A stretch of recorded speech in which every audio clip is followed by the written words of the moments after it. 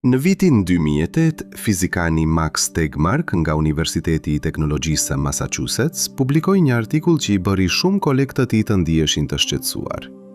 Ai propozoi një eksperiment mendor që sot njihet si makineria e vetvrasjes kuantike. Koncepti është i thjeshtë, por tmerrsues. Imagjinoni një armë të lidhur me një detektor kuantik që mat gjendjen e një fotoni të vetëm. Nëse fotoni kalon nëpër një filtr polarizimi, ju jeni gjallë. Nëse nuk kalon, arma shtie automatikisht. Sipas mekanikës kuantike klasike, çdo matje ka 50% shans për secilën dalje. Por sipas interpretimit shumëbotëror të Hugh Everettit, diçka e çuditshme ndodh. Në çdo moment matjeje, universi ndahet në dy dëng. Në njërin deg ju vdisni, në tjetrën ju mbijetoni. Dhe këtu vjen pjesa që i habit edhe vetë fizikanët.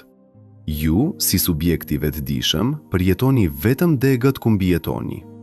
Pavarësisht sa herë eksperimenti përsëritet, nga perspektiva juaj subjektive, arma kur nuk shtije. Ju jeni të pavdekshëm kuantikisht. A është kjo shkenca apo fantazi?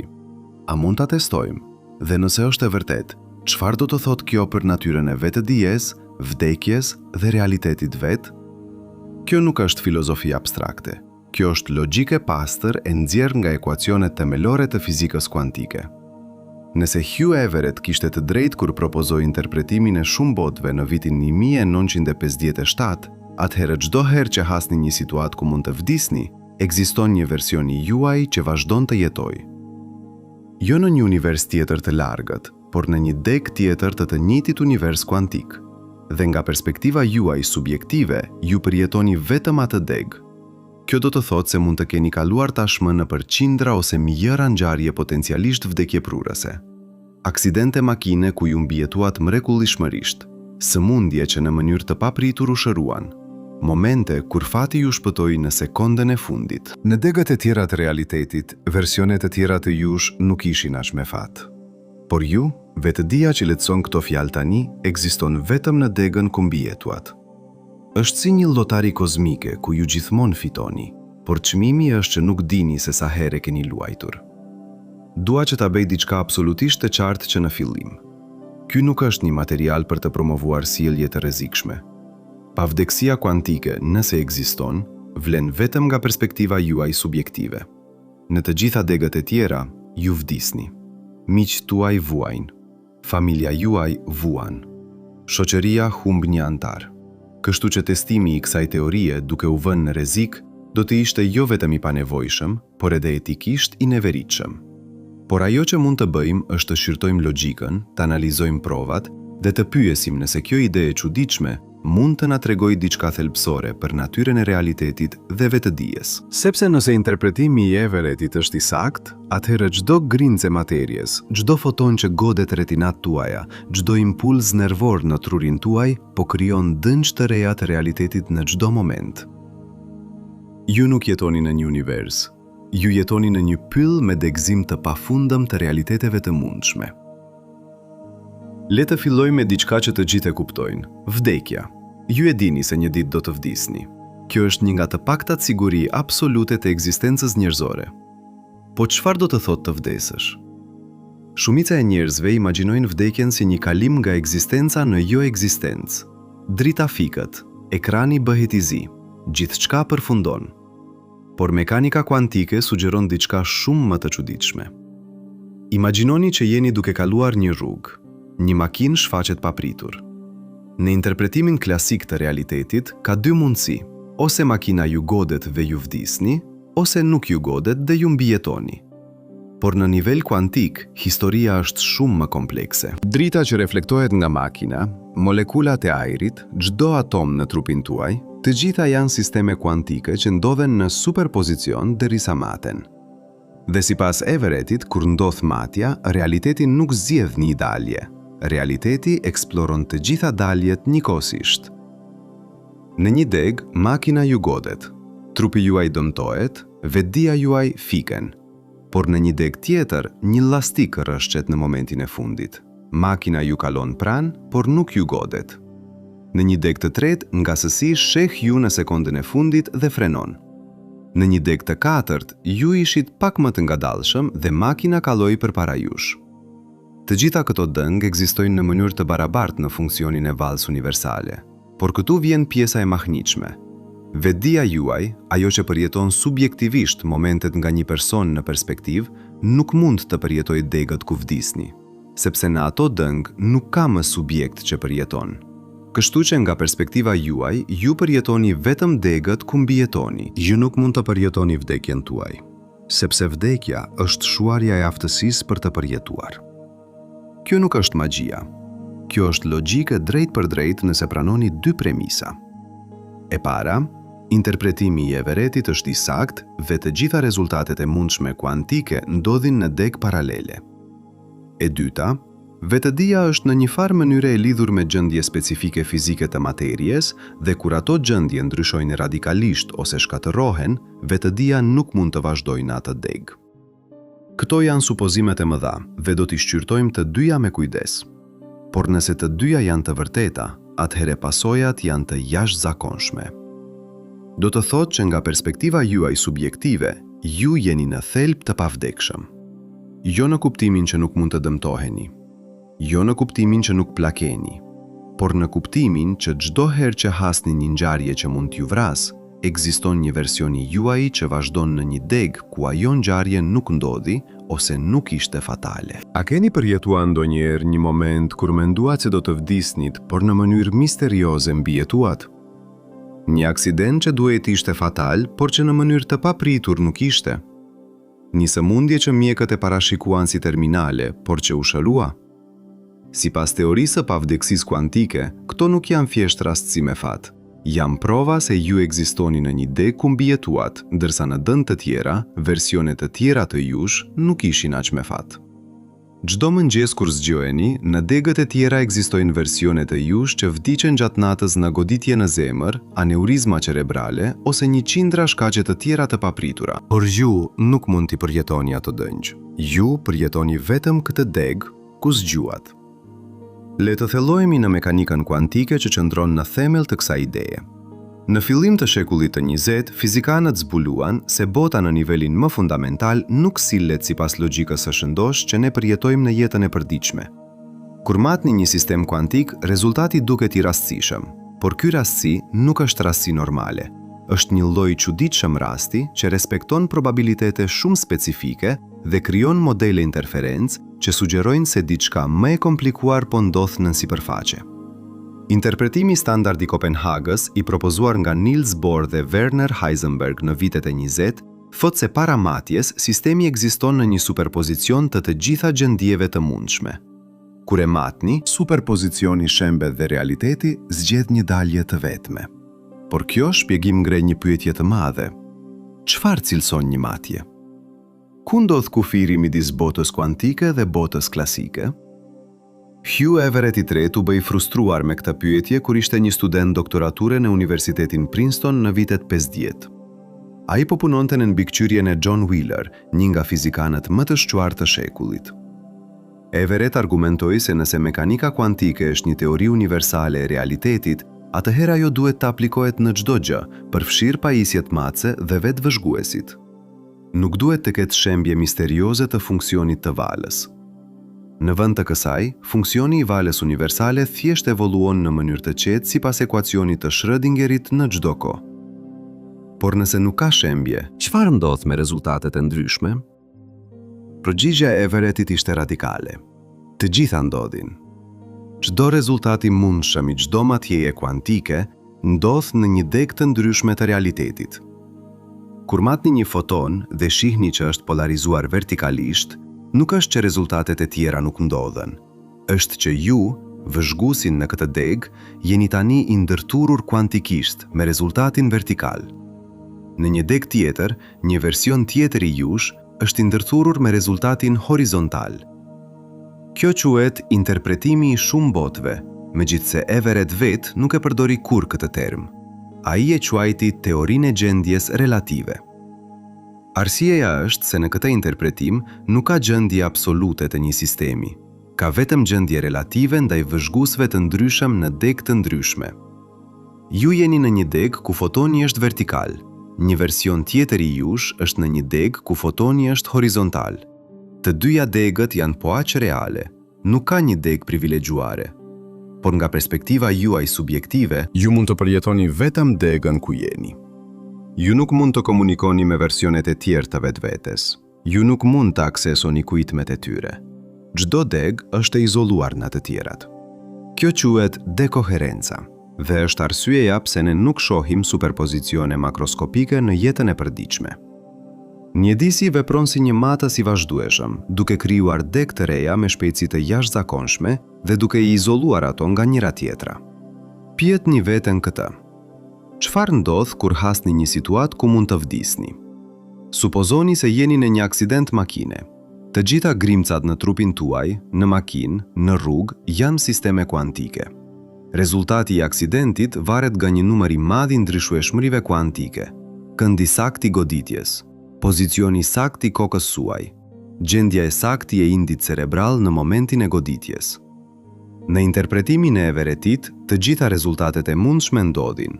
Në disa degë, dëmtimi është minimal dhe ju mbijetoni pa lëndim. Në disa degë, keni dëmtime të lehta. Në disa degë, keni dëmtime të rënda, por mbijetoni. Dhe në disa degë, dëmtimi është fatal dhe ju vdisni. Por këtu vjen pika kritike. Në degët ku vdisni, subjekti i vetëdijshëm që është ju, pushon se ekzistuari. Nuk ka më një ju që përjeton gjëra në atë degë.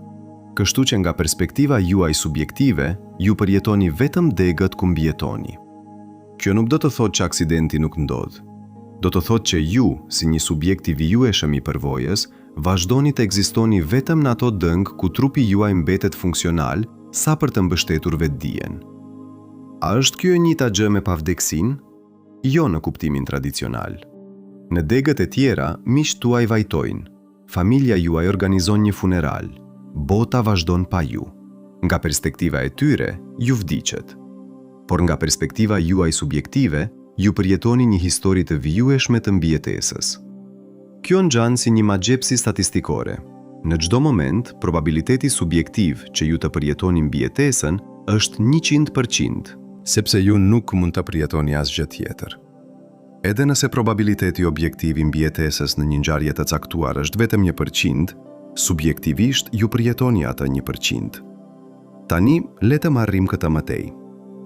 Supozoni se jeni në eksperimentin e Max Tegmark me armën kuantike. Çdo sekond, arma kontrollon gjendjen e një fotoni. Nëse fotoni kalon nëpër filtr, ju jeni gjallë për një sekond tjetër. Nëse nuk kalon, arma shtie. Probabiliteti është 50-50 në çdo matje. Pas një sekonde, ka 2 degë.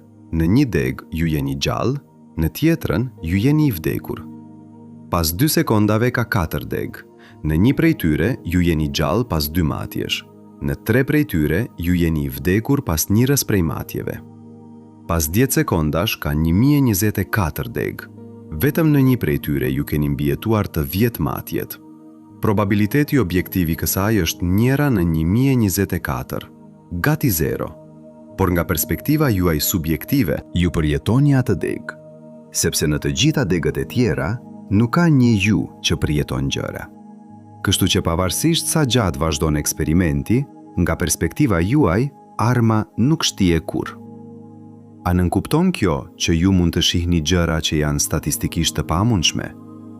Po, nëse interpretimi i Everettit është i saktë dhe nëse vetëdia varet nga gjendje specifike fizike të materjes, atëherë ju do të përjetoni vazhdimisht degët ku mbijetoni, pavarësisht sa të pamundshme të jenë statistikisht. Por kjo vlen vetëm për ngjarjet që lidhen me mbijetesën tuaj. Ju nuk mund të përjetoni rezultate të pamundshme statistikisht për ngjarje që nuk ndikojnë në aftësinë tuaj për të qenë i vetëdijshëm.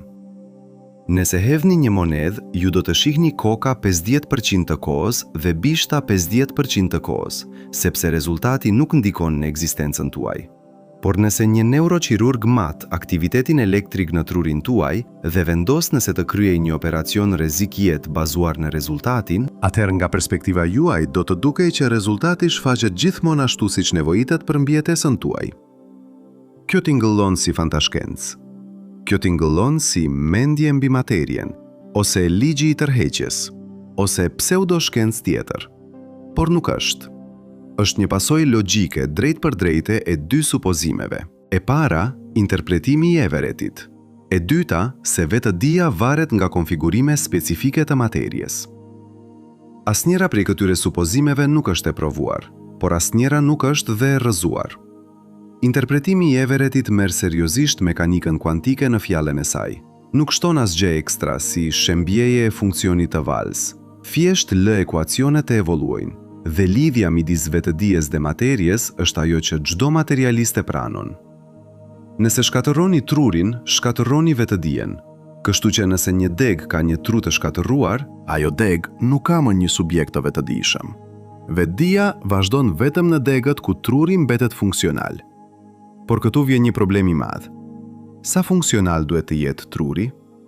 Çfarë ndodh nëse keni dëmitme cerebrale masive, por ende jeni teknikisht gjallë? A përbën kjo mbijetesë? Dhe çfarë rreth plakjes? Plakja është një proces gradual i degradimit. Çdo ditë, pak më shumë neurone vdesin. Sistemi imunitar dobësohet. Organet degradohen.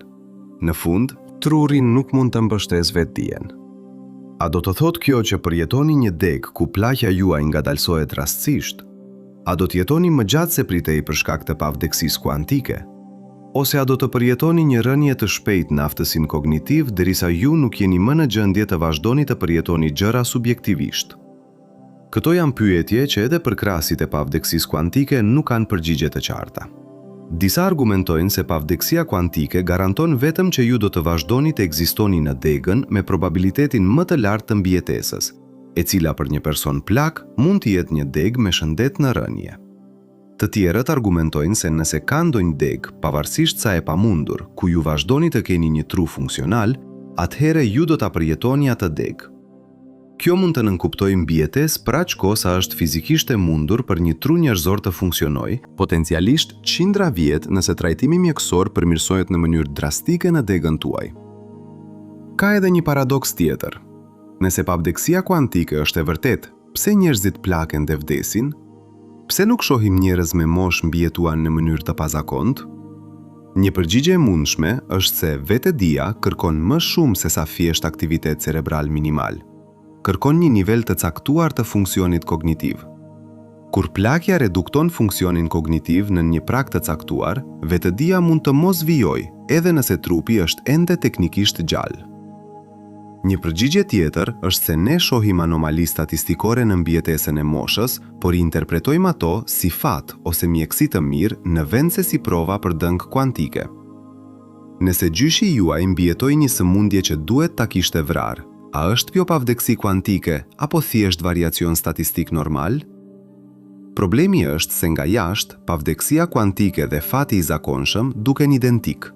Në të dyja rastet, disa njerëz mbijetojnë ngjarje të rralla. Dallimi është subjektiv. Nëse pavdeksia kuantike është e vërtetë, atëherë nga perspektiva juaj, ju gjithmonë mbijetoni. Nga perspektiva e kujt do tjetër, ju mund të vdisni. Kjo e bën teorinë të pamundur për të testuar në mënyrë eksperimentale. Ju nuk mund të pyesni dikë tjetër nëse ata përjetuan pavdeksi kuantike, sepse nëse nuk e bën, ata janë të vdekur dhe nuk mund t'ju përgjigjen. Dhe nëse e bën, nga perspektiva e tyre duket thjesht si fat. Ka një version edhe më ekstrem të pavdeksisë kuantike që disa fizikan kanë propozuar. Supozoni se interpretimi i Everettit është i saktë. Çdo ngjarje kuantike krijon deg të reja. Kjo nënkupton se bota po degëzohet vazhdimisht në një numër të madh të degëve. Tani, supozoni se në fund të jetës tuaj, kur trupi tuaj përfundimisht dështon, ka ende degë me probabilitet të ulët ku diçka e pazakontë ndodh. Ndoshta shkencëtarët zbulojnë një trajtim të ri. Ndoshta krijohet një teknologji e re që mund t'ju ringjallin. Ndoshta ndodh një fenomen natyror i rrallë që ringjall funksionin cerebral. Këto janë jashtëzakonisht të pamundshme. Probabiliteti mund të jetë njëra në 1 milion. Por nëse ekziston ndonjë degë ku vijshmëria e vetëdijes suaj ruhet, atëherë në perspektiva juaj, ju do ta përjetoni atë degë. Kjo quhet pavdeksi kuantike kozmike, ose pavdeksi kuantike ekstreme. Ideja është që pavarësisht çfarë ndodh, gjithmonë do të ketë ndonjë degë, pavarësisht sa e pazakontë, ku ju vazhdoni të ekzistoni. ndoshta në 1 milion vjet, fluktuimet e rastësishme kuantike rikrijojnë gjendjen e saktë të trurit tuaj. Ndoshta një qytetërim i avancuar i të ardhmes ju rikrijon bazuar në të dhëna historike. Ndoshta ekziston një tunel kuantik ku ju kaloni në një univers paralel ku vazhdoni të ekzistoni. Këto janë spekulime ekstreme. Shumica e fizikanëve, edhe ata që e marrin seriozisht interpretimin e Everettit, nuk e pranojnë këtë version. Por është vështirë ta rrëzosh në mënyrë logjike nëse pranon premisa filestare. Këtu është problemi vërtet. Pavdekësia kuantike nuk është një teori që mund të rrëzohet ose vërtetohet në mënyrë empirike.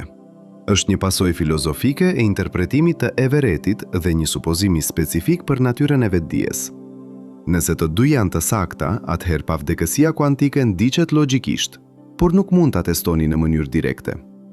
Ju nuk mund të provoni se keni mbijetuar ngjarje fatale në deg të tjera, sepse ato deg nuk janë më të aksesueshme për ju, dhe nuk mund ta përdorni për të parashikuar çfarë do të përjetoni në të ardhmen, sepse vetëdia juaj do të ndiqet në degët me probabilitetin më të lartë të mbijetesës, të cilat janë thjesht degët që do të pritej të ndiqnit në çdo rast. Disa filozofë argumentojnë se kjo e bën teorinë të pakuptimt. Nëse një teori nuk bën parashikime të testueshme që ndryshojnë nga parashikimet e teorive të tjera, atëherë nuk është vërtet një teori shkencore. Është thjesht një interpretim metafizik. Të tjerët argumentojnë se edhe nëse nuk është e testueshme drejt për drejt, ajo na detyron të mendojmë thellë për natyrën e vetdijes, realitetit dhe probabilitetit subjektiv. Dhe kjo mund të ketë pasoja për mënyrën se si i qaset tëmave, si vdekja, rreziku dhe kuptimi i jetës. Le të shohim një analogji që mund të ndihmojë. Imagjinoni një lojë videoje ku personazhi juaj mund të vdes. Çdo herë që vdisni, keni mundësinë të rifilloni nga një pik kontrolli. Nga perspektiva e personazhit, kur vdes, nuk përjetojnë asgjë. Kjo thjesht përfundon. Por ju, lojtari, vazhdoni të ekzistoni. Ju rifilloni dhe provoni përsëri. Nga perspektiva juaj, personazhi duket si të jetë i pavdekshëm, sepse çdo herë që vdes, ju thjesht përjetoni një version që vazhdon. Pavdekësia kuantike është disi si kjo, përveç se nuk ka një lojtar i jashtëm. Ju jeni personazhi. Por çdo herë që një version i juaj vdes në një deg, ka një version tjetër në një deg tjetër që vazhdon. Dhe nga perspektiva juaj subjektive, ju përjetoni vazhdimisht versionin që vazhdon. Por analogjia ka kufi. Në një lojë videoje, ka një ju i jashtëm që rifillon lojën. Në pavdekësinë kuantike, nuk ka një ju i jashtëm. Çdo versioni juaj në çdo deg është po aq real. Kur një version vdes, ai vërtet vdes, nuk ka ringjallje. Por nga perspektiva e vijshmërisë subjektive të përvojës, ju përjetoni vetëm degët ku vazhdoni të ekzistoni. Kjo nuk është ringjallje. Është thjesht një modelare e çuditshme e probabilitetit subjektiv që lind nga struktura e degëzimit të realitetit kuantik. A është kjo e vërtet? Askush nuk e di.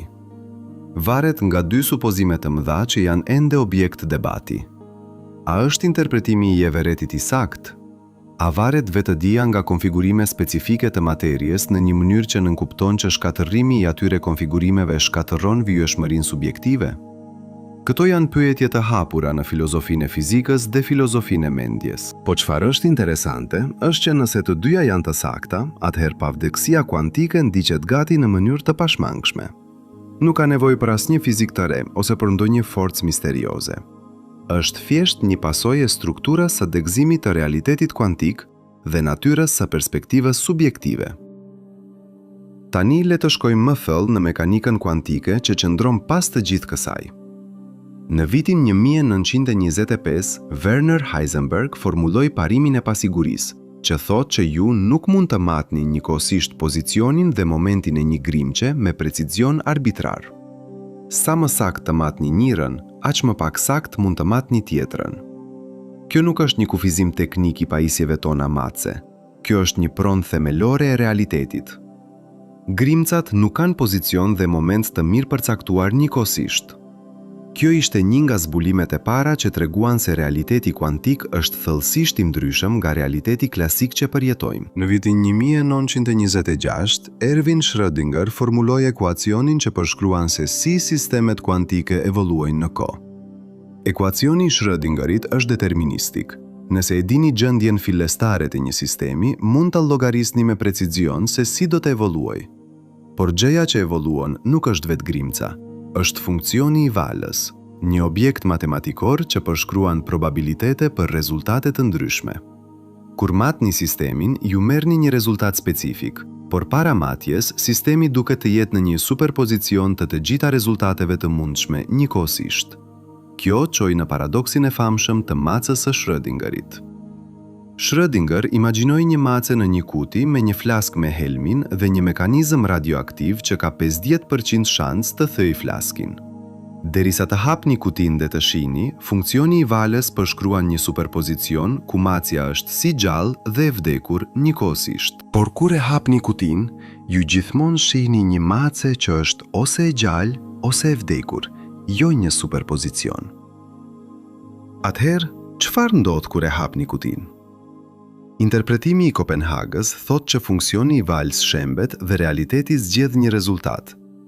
Interpretimi i Everettit thot që funksioni i valës nuk shembet kurrë. Në vend të kësaj, ju ndërturet kuantikisht me rezultatin. Në një deg, ju shihni një mace të gjallë, në një deg tjetër, ju shihni një mace të vdekur. Të dyja degat janë po aq reale, por këtu vjen një pikë kritike. Everett nuk shtoi asgjë në mekanikën kuantike. Ai thjesht mori ekuacionin e Schrödingerit seriozisht dhe e la atë të evoluonte pa shembje. Interpretimi i Kopenhagës është në fakt ai që shton diçka ekstra, konceptin e shembjes së funksionit të valës. Kjo ka qenë një burim mosmarrveshjeje për 70 vjet. Shumica e fizikanëve përdorin interpretimin e Kopenhagës në praktik, sepse funksionon në mënyrë të mrekullueshme për të bërë parashikime. Por askush nuk e di vërtet se çfarë do të thotë shembja. Ku ndodh saktësisht? Çfarë e shkakton? Pse zgjedh realiteti një rezultat në vend të një tjetri? Interpretimi i Everettit e evadron këto pyetje duke mos pasur shembje fare. Çdo rezultat i mundshëm ndodh, por në deg të ndryshme që nuk mund të komunikojnë. Kjo shpjegon modelet e interferencës që shohim në eksperimente si eksperimenti me dyqarje. Kur një foton shkon nëpër dyqarje, ajo krijon një model interferencë si të ishte një valë që kaloi nëpër të dyja qarjet njëkohësisht.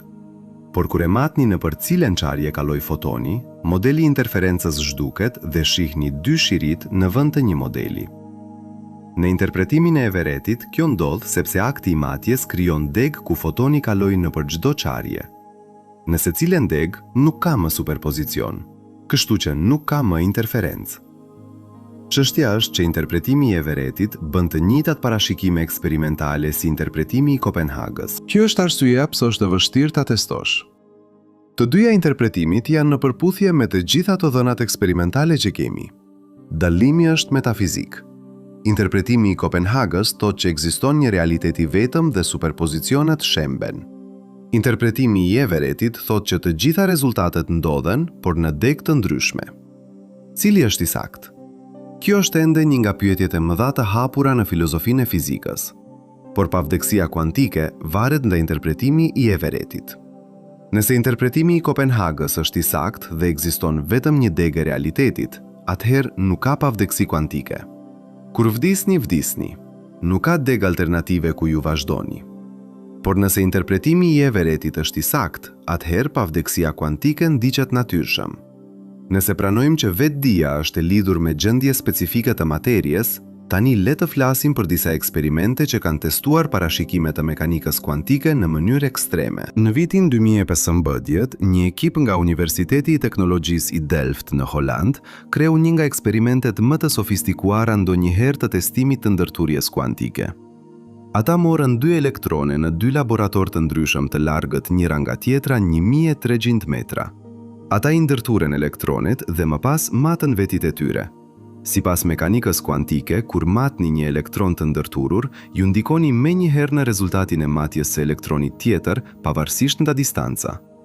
Ky fenomen quhet ndërturje kuantike dhe Albert Einstein e quajti veprimi i frikshëm në distancë, sepse dukej të shkel parimin që asgjë nuk mund të udhtojë më shpejt se drita. Eksperimenti i Delft konfirmoi që ndërturja kuantike është reale. Kur ata matën një elektron, rezultati i matjes së elektronit tjetër u ndikohej menjëherë, edhe pse ata ishin të largët 1300 metra. Nuk kishte kohë për një sinjal që të udhëtonte ndërmjet tyre me shpejtësinë e dritës. Duket si të ekzistojë një lloj lidhje jo lokale që lidh grimcat e ndërtuara. Por kjo nuk lejon komunikim më të shpejtë se drita, sepse rezultatet e matjeve duken të rastësishme. Ju nuk mund t'i kontrolloni, ju vetëm shihni një korelacion kur i krahasoni më vonë. Ç'të bëjmë me këtë? Interpretimi i Kopenhagës thotë që ndërthurja është një pronë misterioze e realitetit që duhet pranuar pa shpjegim. Interpretimi i Everett i ofron një shpjegim. Kur matni një elektron të ndërturur, realiteti degëzohet. Në një deg, ju matni spin lart, dhe versioni juaj i ndërturur me elektronin tjetër do të matë spin poshtë. Në degën tjetër, ju matni spin poshtë, dhe versioni tjetër i juaj do të matë spin lart. Nuk ka veprim në distancë, të dyja rezultatet ndodhin, por në degë të ndryshme që janë të korreluara që në fillim nga ndërturja.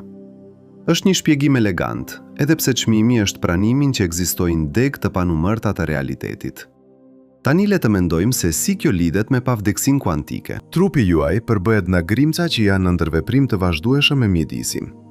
Çdo foton që godet retinat tuaja, çdo molekul ajri që godet lëkurën tuaj, çdo atom që ndërvepron me tjetrin brenda qelizave tuaja, janë ngjarje kuantike që potencialisht krijojnë degëzime. Shumica e këtyre degëzimeve janë të parëndësishme. Nuk ka rëndësi nëse një foton i veçantë bie në një fotoreceptor specifik ose në një përmir. Truji juaj integrira informacionin në një nivel më të lartë.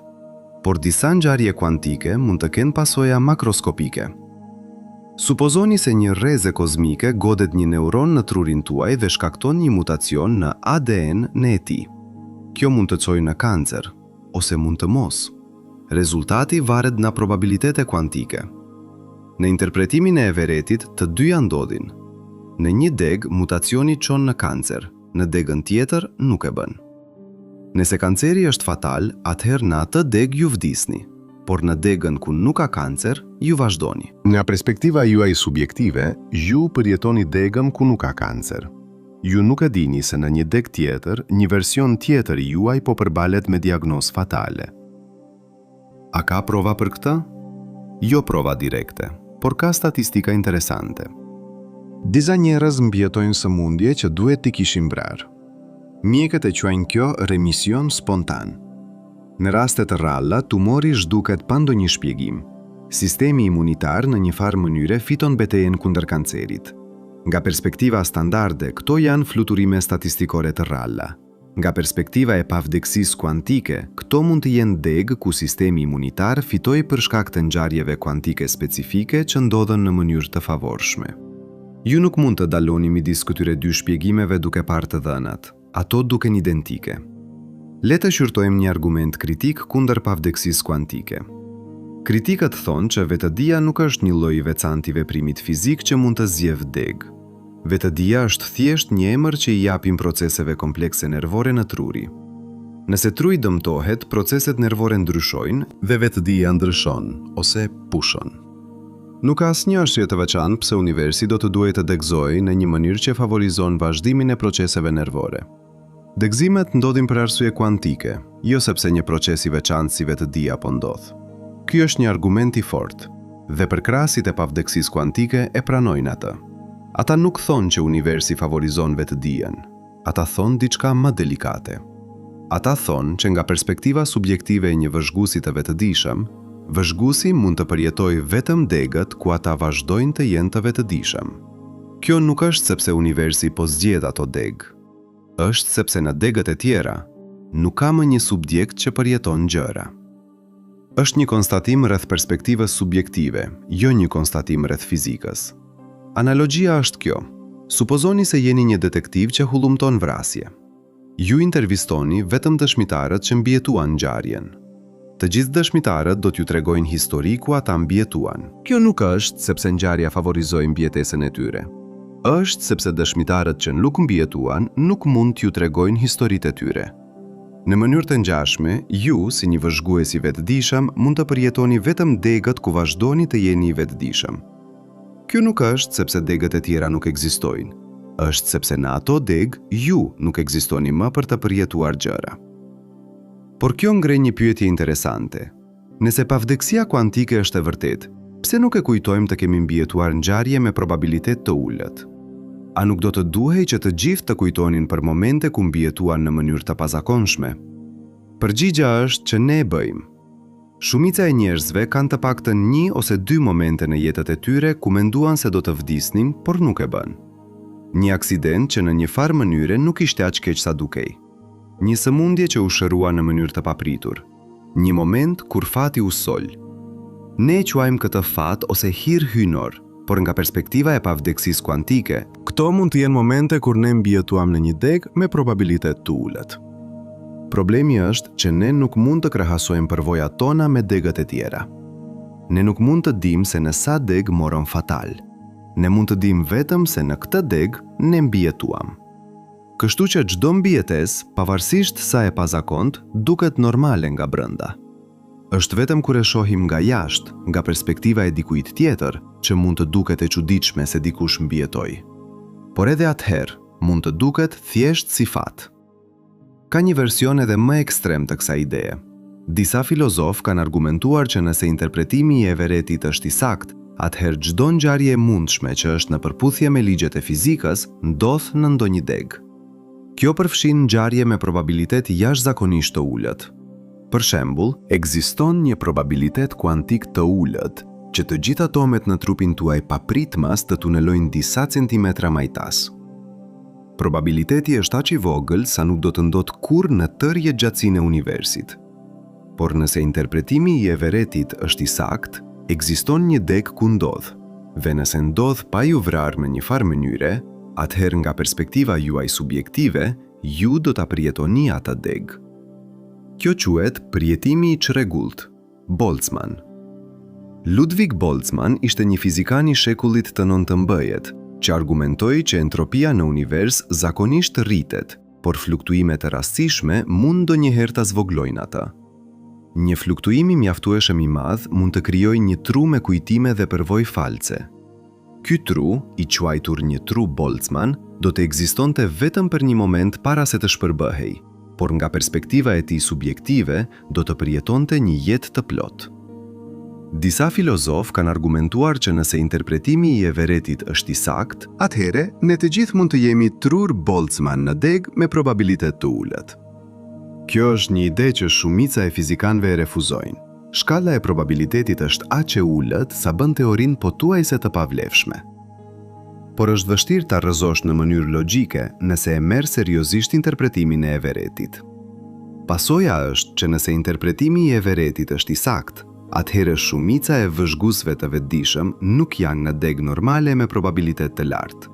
Shumica janë në deg ekstreme me probabilitet të ulët, ku ngjarje të pazakonshme krijojnë përvojë të vetëdijshme. Kjo quhet problemi i matjes tipike, Dhe është një nga sfidat më serioze për interpretimin e Everettit. Përkrahasit e Everettit kanë propozuar zgjidhje të ndryshme. Disa argumentojnë që duhet të peshojmë degjet me probabilitetin e tyre. Degjet me probabilitet të lartë kontribuojnë më shumë në numrin total të vëzhguesve sesa degjet me probabilitet të ulët.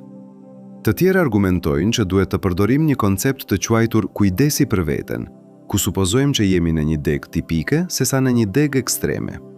Por asnjëra prej këtyre zgjidhjeve nuk është plotësisht kënaqëse dhe problemi i mbetet një sfidë për interpretimin e Everettit. Tani, le të flasim për diçka që shumica e artikullave për pavdeksin kuantike e injorojnë. Eksperimentet që dështuan, hipotezat që u rrëzuan, problemet që mbeten të pasgjidhura. Sepse në shkencë, Ajo që ne nuk dim, është shpesh po aq e rëndësishme sa ajo që dim. Dhe ka shumë gjëra që ne nuk i dim rreth interpretimit të Everettit dhe pavdeksisë kuantike. filloj me një fakt bazë. Askush nuk ka vëzhguar ndonjëherë një deg të dytë të realitetit. Të gjitha të dhënat eksperimentale që kemi janë në përputhje si me interpretimin e Kopenhagës dhe me interpretimin e Everettit. Kjo është arsyeja pse debati vazhdon prej 70 vjetësh. Nëse do të kishte një eksperiment që mund t'i dallonte, ai do të ishte kryer dhe çështja do të zgjidhej. Por deri më tani, askush nuk ka gjetur një eksperiment të tillë. Në vitin 2015, një grup fizikanësh në Universiteti Griffith në Australi propozuan një eksperiment që pretendojnë se mund të testojë interpretimin e Everettit. Ideja ishte të krijojë një sistem ku vëzhguesit njerëzor do të vendosnin nëse kanë përjetuar një degëzim ose jo. Por kur eksperimenti u dizajnua më në detaje, u bë e qartë që nuk mund të funksiononte. Problemin ishte që akti i vëzhgjimit të vetes në një deg do të krijonte më shumë deg dhe nuk do të kishte mënyrë për të ditur në cilan deg jeni. Ekziston gjithashtu një problem themel me vetë interpretimin e Everettit. Quhet problemi i bazës së përcaktuar. Në mekanikën kuantike, një sistem mund të përshkruhet në baza të ndryshme. Për shembull, një elektron mund të përshkruhet në bazë spin, ku ka spin lart ose spin poshtë, ose mund të përshkruhet në bazë pozicioni, ku ka një pozicion të caktuar në hapësirë. Këto janë përshkrime matematikisht ekuivalente, por ato korespondojnë me degëzime të ndryshme të realitetit. Në cilën bazë realiteti degëzohet? Interpretimi i Everettit nuk jep një përgjigje të qartë. Disa fizikanë argumentojnë që dekoherenca zgjedh bazën. Dekoherenca është procesi me të cilin një sistem kuantik ndërvepron me mjedisin e tij dhe humb vetit e tij kuantike. Kur një sistem dekoherent, ai në mënyrë efektive zgjedh një bazë të caktuar për të evoluar. Kjo do të sugjeronte që realiteti degëzohet në bazën që mjedisi zgjedh përmes dekoherencës. Por kjo nuk është një përgjigje e plotë, sepse dekoherenca vetë përshkruhet në mekanika kuantike dhe duhet të ndiqet ekuacionit të Schrödingerit, i cili nuk specifikon një bazë të veçantë. Ka gjithashtu një problem me probabilitetet. Në mekanikën kuantike standarde, probabiliteti që të matoni një rezultat të caktuar jepet nga katrori i amplitudës së funksionit të valës. Kjo quhet rregulli Born dhe ka qenë konfirmuar nga miliona eksperimente. Por në interpretimin e Everettit, të gjitha rezultatet ndodhin. Atëherë çfarë do të thotë të thuash që një rezultat ka probabilitet më të lartë se një tjetër? Disa interpretues të Everettit argumentojnë që probabilitetet korespondojnë me peshën e degëve. Degët me amplitude më të larta janë në një kuptim më të rëndësishme ose përmbajnë më shumë vëzhgues, por kjo është ende e diskutueshme. Së fundi, ekziston problemi i energjisë. Nëse universi degëzohet vazhdimisht në një numër eksponencialisht në rritje të degëve, ku shkon energjia? Çdo degë duhet të ketë energjinë e vet, e cila do të shumëzonte masën energji totale të universit me shpejtësi eksponenciale. Përkrahasit e Everettit argumentojnë që kjo nuk është një shqetësim, sepse energjia është e ruajtur brenda çdo dege. Masa energji totale e multivers mund të jetë e pafundme, por çdo degë ka energji të fundme. Por kjo shpjegim nuk e ka kënaqur të gjithë. Këto janë probleme serioze. Ato nuk e rrëzojnë interpretimin e Everettit, por e bëjnë atë më pak të qartë se sa duket në fillim. Dhe nëse interpretimi i Everettit ka probleme, atëherë pavdekësia kuantike që mbështetet në të, gjithashtu ka probleme. Kjo është arsyeja pse shumica e fizikanëve nuk e marrin seriozisht pavdekësinë kuantike, jo sepse është rrëzuar, por sepse mbështetet në një interpretim të mekanikës kuantike që vetë është kontrovers dhe ka probleme të pasgjidhura. Por ka diçka fascinuese rreth pavdekësisë kuantike, edhe nëse nuk është e vërtetë. Ajo na detyron të mendojmë thellë për natyrën e vetdijes dhe perspektivës subjektive. Edhe nëse interpretimi i Everettit është i gabuar dhe ekziston vetëm një degë e realitetit, pyetja mbetet: çfarë do të thotë të jesh një vëzhgues i vetëdijshëm në një univers kuantik? Si përjetoni ju rezultatet e ngjarjeve kuantike? Dhe a ka diçka të veçantë në perspektivën subjektive që ndikon në atë që përjetojmë? Këto janë pyetje që lidhen me problemin e vështirë të vetdijes, ideja që ka një diçka që është sikur të jesh një vëzhgues i vetëdijshëm dhe se kjo diçka nuk reduktohet lehtësisht në prona fizike objektive. Disa filozofë argumentojnë që vetëdija është një aspekt themelor i realitetit, jo thjesht një pronë emergjente e sistemeve komplekse nervore. Nëse kjo është e vërtetë, atëherë ndoshta ka një lidhje më të thellë midis vetëdijes dhe strukturës kuantike të realitetit se sa ne aktualisht e kuptojmë. Ka një teori interesante të propozuar nga fizikani Roger Penrose dhe mjeku Stuart Hameroff që quhet orkestrimi objektiv i reduksionit ose ORC-OR. Ata argumentojnë që vetëdija lind nga procese kuantike në tubula brenda neuroneve, struktura të vogla që mbajnë citosqeletin. Këto procese kuantike, sipas Penrose dhe Hameroff, janë ato që krijojnë përvojën subjektive të vetëdijes. Nëse kjo është e vërtetë, atëherë vetëdija është në mënyrë të drejtë për drejtë e lidhur me mekanikën kuantike dhe ideja e pavdekësisë kuantike mund të ketë një bazë fizike. Por teoria ORC-OR është shumë kontroverse. Shumica e neuroscientistëve argumentojnë që truri është shumë i ngrohtë dhe i lagësht për të mbështetur koherencë kuantike. Proceset kuantike do të dekoherent pothuajse menjëherë në një mjedis biologjik. Dhe ka pak prova eksperimentale që mbështesin idenë që tubulat janë të rëndësishme për vetdijen, por teoria vazhdon të jetë e diskutuar. Dhe disa eksperimente të fundit kanë sugjeruar që koherenca kuantike mund të ekzistojë në sisteme biologjike për kohë më të gjata se sa mendohej më parë. Një ide tjetër interesante vjen nga fizikani Max Tegmark, i njëjti që propozoi makinerin e vetvrasjes kuantike. Tegmark ka argumentuar që interpretimi i Everettit në fakt e kthen problemin e vështirë të vetdijes në një problem akoma më të vështirë. Në vend që të shpjegoj pse ka një diçka që është sikur të jesh ti, interpretimi i Everettit duhet të shpjegoj pse ka një diçka që është sikur të jesh ti në këtë degë specifike. Nëse të gjitha degët janë po aq reale, pse përjetoni këtë specifike? Tegmark e cuan këtë problemin e vetes kuantike. Një përgjigje e mundshme është se ju, në fakt, nuk përjetoni vetëm një degë. Ju përjetoni të gjitha degët, por kuizmë dhe përvojat në çdo degë janë të izoluara nga dekoherenca. Nga perspektiva e një dege të vetme, duket sikur ju përjetoni vetëm atë degë, por në realitet ka një versioni juaj që përjeton çdo degë. Kjo ide quhet identiteti i përhershëm kuantik dhe është edhe më e çuditshme se pavdekësia kuantike standarde. Nëse identiteti i përhershëm kuantik është i saktë, atëherë ju jeni në fakt duke përjetuar çdo rezultat të mundshëm të çdo ngjarjeje kuantike, por ju nuk jeni i vetëdijshëm për degët e tjera. Ju përjetoni një degë ku mbijetuat një aksident. Në të njëjtën kohë, një version tjetër i juaj përjeton një degë ku vdiqet në atë aksident, por vetëm deri në pikën e vdekjes. Pas asaj pike, ajo degë e vetëdijes shuhet dhe vetëdia juaj vazhdon vetëm në degët ku mbijetuat. Kjo është një mënyrë e çuditshme për të menduar për identitetin. Ju nuk jeni një subjekt i vetëm i vetëdijshëm. Ju gjeni një koleksion i degëve të ndërgjegjes që ndajnë një histori të përbashkët, por kanë të ardhmë të ndryshme. Çdo herë që realiteti degëzohet, ju degëzoheni në versione të shumta të vetes. Shumica e këtyre degëzimeve janë të parëndësishme. Nuk ka rëndësi nëse një foton godet njërin fotoreceptor ose tjetrin, por disa degëzime kanë pasoja të mëdha. Kanceri ose jo, aksidenti ose jo, jetë ose vdekje.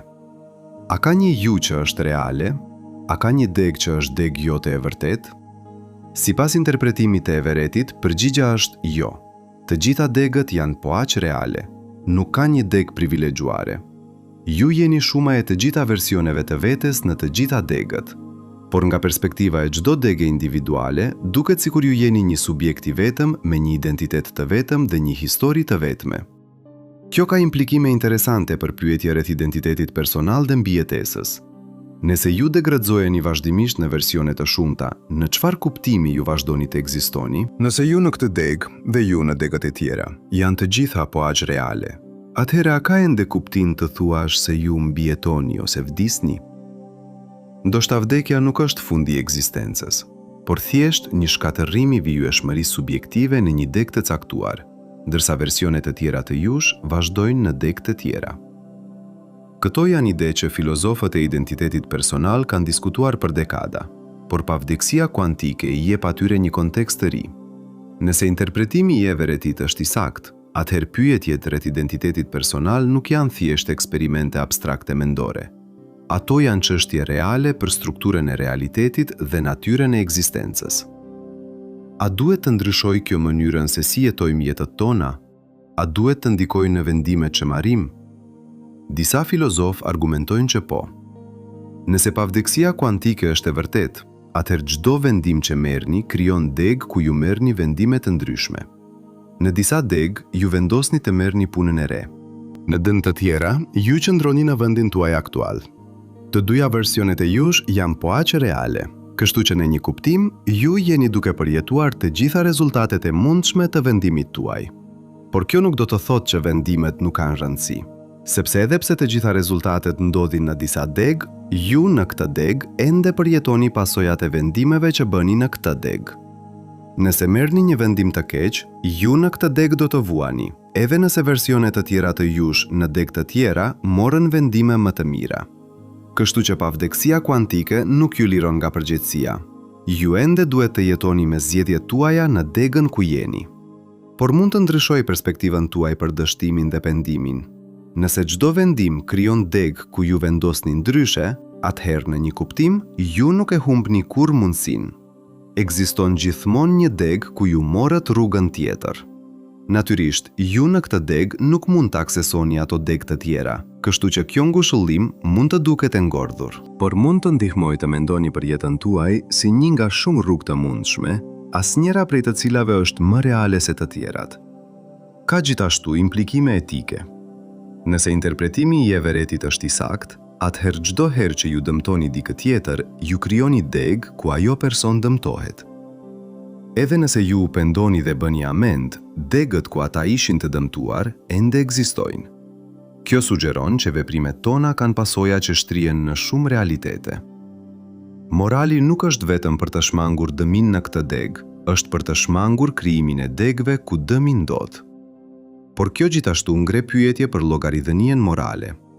Nëse çdo veprim krijon degë ku ju veproni ndryshe, atëherë në disa degë ju jeni një person i mirë dhe në dëng të tjera ju jeni një person i keq. A ju bën kjo më pak përgjegjës për veprimet tuaja në këtë degë? Shumica e filozofëve do të argumentojnë që jo. Ju në këtë degë ende mbani përgjegjësinë për veprimet që merrni në këtë degë. Ekzistenca e versioneve të tjera të jush në degë të tjera nuk ju shfaqson. Tani, le të shqyrtojmë disa nga vëzhgjimet më të çuditshme që njerëzit kanë raportuar dhe që thjesht mund të lidhen me pavdekësinë kuantike. Këto nuk janë prova shkencore, ato janë anekdota, por ato janë intrigese. Shumë njerëz kanë raportuar përvojë ku ata u shpëtuan nga vdekja në mënyrë që duket pothuajse e pamundur. Një makinë që rrëshqiti në akull dhe në një farë mënyre arriti të ndalojë vetëm 1 centimetër para një shkëmbi. Një diagnoze kancerit që ishte gabim. Një plumb që humbi synimin në mënyrë të pabesueshme. Ne të gjithë kemi dëgjuar histori si këto. Zakonisht i interpretojmë ato si fat ose një mrekulli. Por çfarë nëse disa prej tyre janë shembuj të pavdekësisë kuantike? Ka një fenomen të quajtur efekti Mandela, ku grupe të mëdha njerëzish kujtojnë ngjarje që duket se nuk ndodhen kurrë. Për shembull, shumë njerëz kujtojnë Nelson Mandela si të kishte vdekur në burg në vitet 80, por në realitet ai jetoi deri në vitin 2013. Disa njerëz spekulojnë që kjo mund të jetë prova e degëve alternative. Ndoshta në një degë tjetër Mandela vërtet vdiq në burg dhe disa kujtime nga ajo degë janë rrjedhur në këtë degë. Por kjo është spekulim i pastër. Shpjegimi më i thjeshtë është që kujtesa njerëzore është e pabesueshme dhe njerëzit thjesht kujtojnë gabimisht ngjarjet. Ka gjithashtu fenomenin e déjà vu, ndjenjes që ju keni përjetuar një moment më parë. Disa njerëz spekulojnë që déjà vu mund të jetë një çast ku 2 degë u përplasën ose informacioni filtroi nëpër degë. Por përsëri, shpjegimi më i thjeshtë është neurologjik. Déjà vu ndoshta ndodh kur një eksperiencë është koduar gabimisht si kujtesë përpara se të jetë përpunuar plotësisht. Pika është që është e lehtë të shihni modele dhe lidhje ku nuk ekzistojnë. Truri njerëzor është një makinë e njohjes së modeleve dhe ne shpesh shohim kuptime ku ka vetëm zhurmë. Fakti që disa njerëz mbijetojnë ngjarje me probabilitet të ulët nuk është prova e pavdekësisë kuantike. Është thjesht variacion statistik. Në një popullsi mjaft të madhe, ngjarje të rralla do të ndodhin për dikë. Por çfarë nëse ju, lexuesi, keni përjetuar diçka të çuditshme? Çfarë nëse keni një kujtim të qartë të një ngjarje ku ju duhej të kishit vdekur, por në një farë mënyre nuk e bët? Si duhet ta interpretoni këtë? Interpretimi më racional është që ishit me fat. Probabilitetet janë probabilitete, jo sigurime. Ndonjëherë ngjarjet me probabilitet të ulët ndodhin. Kjo është natyra e rastësisë. Por nëse interpretimi i Everettit është i saktë, atëherë ka gjithashtu një përshkrim alternativ. Në degë të tjera, versione të tjera të jush nuk ishin me fat. Por ju, versioni që lexon këto fjalë tani, jeni në degën ku ishit me fat. Dhe nga perspektiva juaj subjektive, kjo është e vetmja degë që mund të përjetoni. A e bën kjo ndonjë ndryshim në mënyrën se si duhet të jetoni jetën tuaj? Ndoshta. Nëse pavdekësia kuantike është e vërtet, atëherë ju, në një kuptim, jeni të pavdekshëm. Por vetëm në kuptimin që do të vazhdoni të përjetoni degët ku mbijetoni. Në degët e tjera, ju vdisni. Dhe në ato degë, njerëzit që ju duan do të vajtojnë humbjen tuaj. Kështu që testimi i pavdekësisë kuantike duke u vënë në rrezik do të ishte jo vetëm i paarsyeshëm, por edhe moralin e veritshëm. Por mund të ndryshoj perspektivën tuaj për vdekjen. Nëse pavdekësia kuantike është e vërtet, atëherë vdekja nuk është një fund absolut. Është një fund i vijshmërisë subjektive në një deg, ndërsa versione të tjera të jush vazhdojnë në deg të tjera. Nga perspektiva e çdo versioni individual, përfundimi është absolut, por në një perspektivë më të gjerë, identiteti juaj vazhdon në forma të ndryshme, në deg të ndryshme. Ju nuk jeni një subjekt i vetëm. Ju jeni një grumbull i degëve të lidhura me histori të përbashkët, por të ardhmë të ndryshme. A është kjo ngushëlluese? Kjo varet nga ju. Për disa njerëz, ideja që versione të tjera të tyre vazhdojnë në deg të tjera mund të jetë ngushëlluese. Për të tjerët mund të jetë shqetësuese. Nëse ju në këtë deg vdisni, nuk ka shumë ngushëllim në faktin që një version tjetër i juaj vazhdon diku tjetër, sepse ju nuk keni akses në atë version. Nga perspektiva juaj, vdekja është ende fund. Por ndoshta mënyra më e mirë për të menduar për pavdekësinë kuantike nuk është si një formë e pavdekësisë, por si një mënyrë e re për të konceptuar identitetin dhe ekzistencën. Në vend të menduarit për veten tuaj si një subjekt i vetëm me një histori të vetme, mund të mendoni për veten tuaj si një strukturë degëzimi e përvojave që shtrihet në shumë realitete të mundshme. Në çdo moment, historia juaj degëzohet në versione të ndryshme. Disa prej këtyre versioneve mbaroj së shpejti. Të tjerët vazhdojnë për një kohë të gjatë, por të gjitha janë pjesë e asaj që ju jeni në një kuptim më të gjerë. Kjo është një mënyrë shumë e pazakontë për të menduar për identitetin, por nëse interpretimi i Everettit është i saktë, mund të jetë mënyra e saktë. Ju nuk jeni një objekt i vetëm që ecën përmes kohës. Ju jeni një strukturë dëgjëzimi komplekse që përhapet në hapësirat e mundësisë kuantike. Çdo moment krijon versione të reja të jush, dhe çdo version përjeton një histori të ndryshme. Tani le të mendojmë për implikim kozmologjike. Nëse interpretimi i Everettit është i saktë, atëherë universi që ne shohim është vetëm një deg e një strukture shumë më të madhe. Sa të mëdha janë të gjitha degët e marra së bashku? Përgjigja është që mund të jetë infinitisht e madhe. Çdo ngjarje kuantike krijon deg të reja. Ka afërsisht 100 trilion partikla në universin e dukshëm. Secila prej këtyre grincave po ndërvepron me mjedisin e vet, triliona herë në sekond. Çdo ndërveprim krijon mundësi për degëzime. Numri i degëve që krijohen në çdo sekond është i pabesueshëm i madh. Pas 1 sekonde, numri i degëve është astronomikisht i madh. Pas 1 minute, është më i madh se çdo numër që ka emër. Pas 1 ore, është në mënyrë efektive i pafund. Kjo quhet eksploziv i eksponencial i degëve. Dhe nëse ka vazhduar që nga Big Bangu, pastaj numri total i degëve është në mënyrë të padukshme i madh. Çdo ngjarje e mundshme që është në përputhje me ligjet e fizikës ka ndodhur në ndonjë deg. Çdo version i mundshëm i historisë së universi ekziston diku në strukturën e degëve. Kjo nënkupton që ekziston një deg ku dinozaurat kurrë nuk u zhduken. Ekziston një deg ku njerëzit kurrë nuk evoluan. Ekziston një deg ku ju kurrë nuk u lindët. Dhe ekziston një deg ku ju jeni një version pak i ndryshëm i vetvetes duke bërë zgjedhje paksa të ndryshme. Ekziston një deg për çdo mundësi. Kjo quhet shumbotësia ose multivers i Everettit, dhe është një nga mënyrat më ekstreme për të menduar për realitetin. A e bën kjo jetën tuaj më pak të rëndësishme? Disa njerëz ndjejnë këtë. Nëse çdo mundësi ndodh në ndonjë deg, atëherë çfarë rëndësie kanë zgjedhjet që ju bëni në këtë deg? Por kjo është një gabim. Zgjedhjet që ju bëni në këtë deg përcaktojnë se çfarë ndodh në këtë deg. Ju në këtë deg ende përjetoni pasojat e vendimeve tuaja. Ekzistenca e versioneve të tjera të jush në deg të tjera nuk e bën jetën tuaj në këtë deg më pak reale ose më pak të rëndësishme. Në fakt, mund të argumentohet që e kundërta është e vërtet. Nëse çdo versioni juaj në çdo deg është po aq real, atëherë ju keni një përgjegjësi për të jetuar mirë në këtë deg, sepse kjo është e vetmja deg që versioni juaj i vetëdijshëm në këtë deg do të përjetojë ndonjëherë. Ju nuk mund të mbështeteni në faktin që një version tjetër i juaj do të bëjë zgjedhjet e duhura. Ju duhet të bëni zgjedhjet e duhura në këtë deg.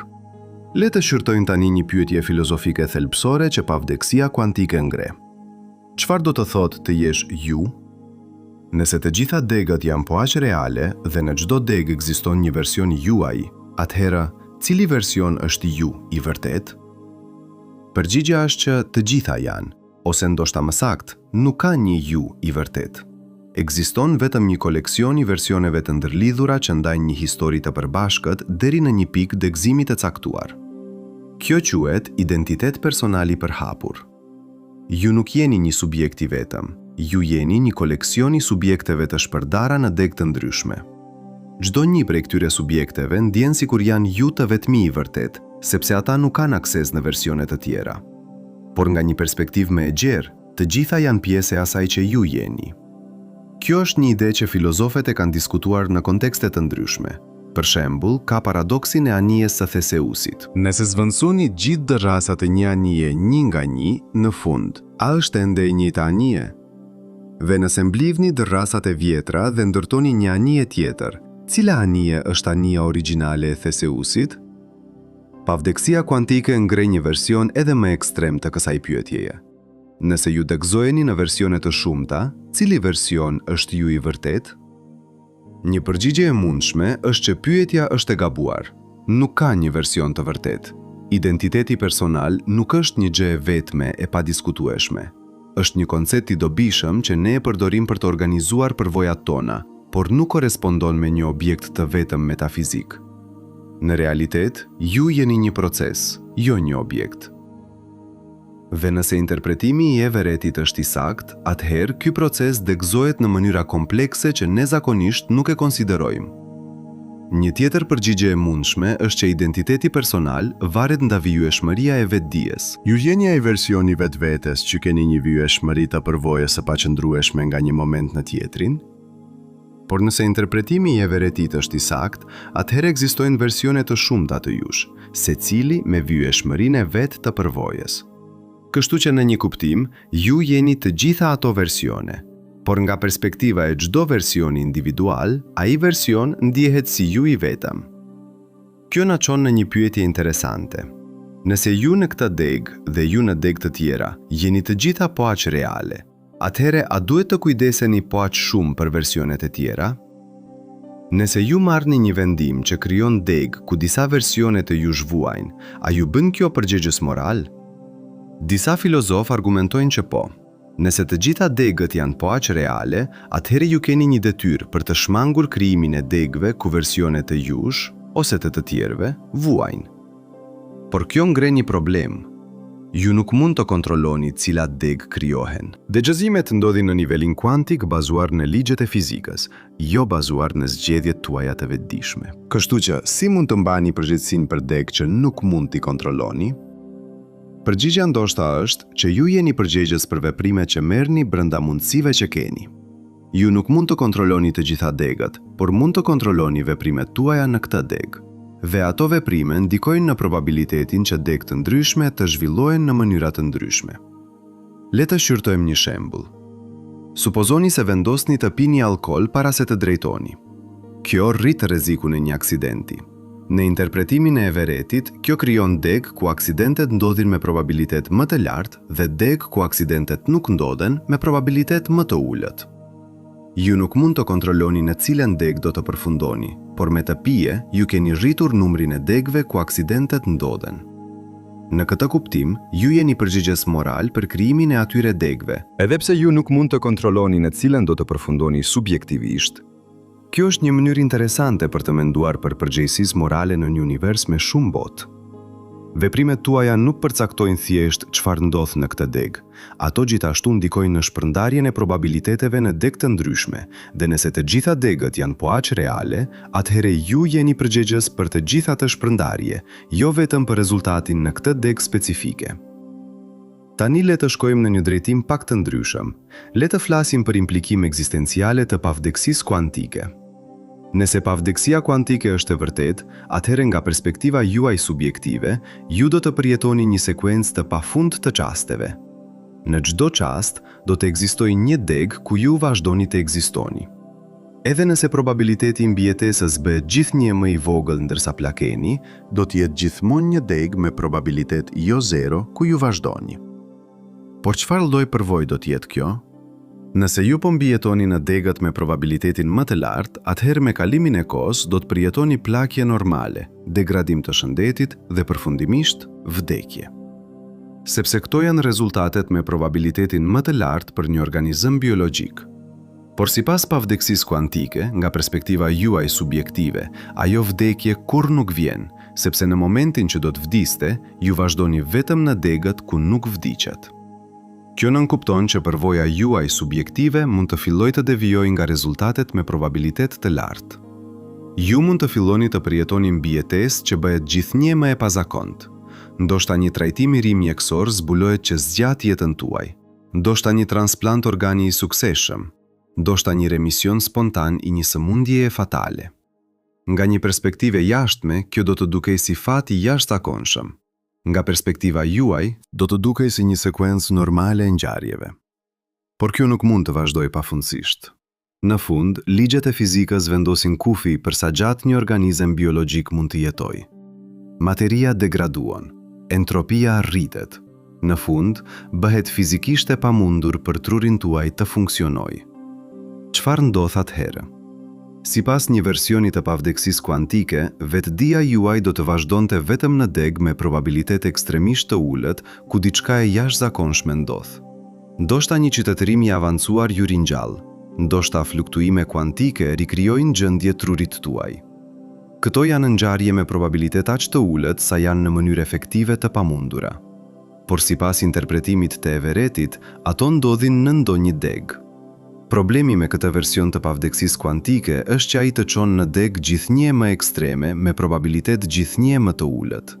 Në fund, do të përjetonit ngjarje që janë aq të pazakonshme sa do të filloni të dyshonit për natyrën e realitetit. Kjo quhet problemi i plakjes për pavdekësinë kuantike dhe është një nga arsyet pse shumë filozofë nuk e marrin seriozisht versionin ekstrem të teorisë. Një qasje alternative është të thuash që pavdekësia kuantike zbatohet vetëm për sa kohë që trui mund të mbështesë një nivel minimal të vetëdijes. Kur trui degraduon përtej një pike të caktuar, vetëdia thjesht ndalon në të gjitha degët. Në këtë rast, pavdekësia kuantike do të zgjaste jetën tuaj, por nuk do t'ju bënte të pavdekshëm në një kuptim absolut. Do të përjetonit degët ku jetonit më gjatë se mesatarja, por përfundimisht do të kishte një pikë ku askush versioni juaj nuk mund të vazhdonte më. Cila version është e saktë?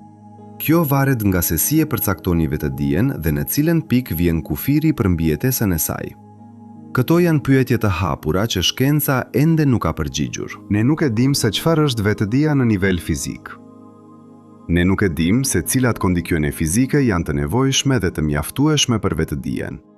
Dhe pa këtë njohuri, nuk mund të themi me siguri se çfarë do të ndodhte në rrethanat ekstreme që pavdekësia kuantike do të nënkuptonte.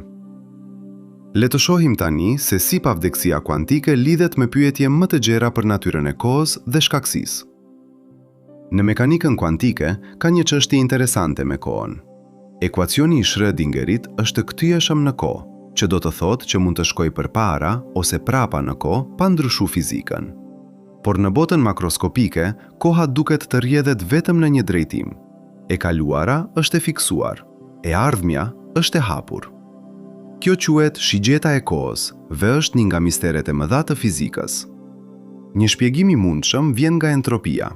Entropia është një masë e çrregullimit në një sistem dhe ligji i dytë i termodinamikës thotë që entropia zakonisht rritet me kalimin e kohës. Kjo krijon një shigjet kohe nga gjendje të rendit të ulët në gjendje të rendit të lartë. Por pse filloi universi në një gjendje rendi të ulët? Kjo është një pyetje e hapur në kozmologji. Interpretimi i Everettit ofron një perspektivë interesante për këtë. Nëse universi degëzohet vazhdimisht në degë të reja, atëherë numri total i degëve po rritet me shpejtësi eksponenciale. Kjo rritje e numrit të degëve mund të shihet si një lloj i entropisë në nivel multivers. Universi nuk po bëhet më i çrregulluar brenda çdo dege, por numri i degëve po rritet duke krijuar një lloj të rendit në një nivel më të lartë. Kjo është një ide spekuluese, por është intrigjuese. Nëse koha është e lidhur me rritjen e numrit të degëve, atëherë shigjeta e kohës në çdo degë individuale mund të jetë një pasojë e strukturës së degëzimit të multivers. Në çdo degë, koha duket të rrjet përpara, sepse numri i degëve po rritet. Nëse mund të shkonit prapa në kohë, do të shkonit në një gjendje ku kishte më pak degë, e cila do të përfshinte shkatërimin e degëve që ekzistojnë. Dhe kjo mund të jetë fizikisht e pamundur, por kjo është spekulim i pastër. Ne nuk e dim se pse koha ka një drejtim. Ne nuk dim se pse e kaluara është e ndryshme nga e ardhmja dhe ne nuk e dim se si struktura e degëzimit të multivers, nëse ekziston, lidhet me shigjetën e kohës. Këto janë pyetje të hapura që fizikanët dhe filozofët ende po eksplorojnë. Një ide tjetër interesante vjen nga fizikani Julian Barber, i cili argumenton që koha është një iluzion. Sipas Barber, ajo që ne e perceptojmë si fluks i kohës është në realitet një sekuencë gjendeve statike që quhen tanie. Çdo tani është një konfigurtim i plot i universit në një moment të caktuar. Universi nuk po lëviz përmes këtyre tanive. Më tepër, çdo tani ekziston në mënyrë të pavarur dhe vetëdia jon krijon iluzionin e lëvizjes duke përjetuar një sekuencë të tanive. Nëse kjo është e vërtet, atëherë interpretimi i Everettit bëhet edhe më i çuditshëm. Çdo degë e universit do të përbëhej nga një sekuencë e tanive, dhe çdo tani do të ekzistonte në mënyrë të pavarur, pa asnjë lidhje të veçantë me tanitë e tjera. Vetëdia juaj në çdo tani do të kishte iluzionin e vijshmërisë, por në realitet, çdo tani do të ishte një objekt i pavarur metafizik.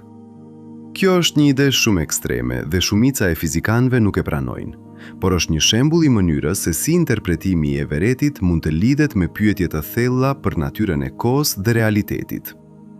Nëse interpretimi i Everettit është i saktë, ai mund të na detyrojë të rishikojmë shumë nga supozimet tona themelore për mënyrën se si funksionon universi.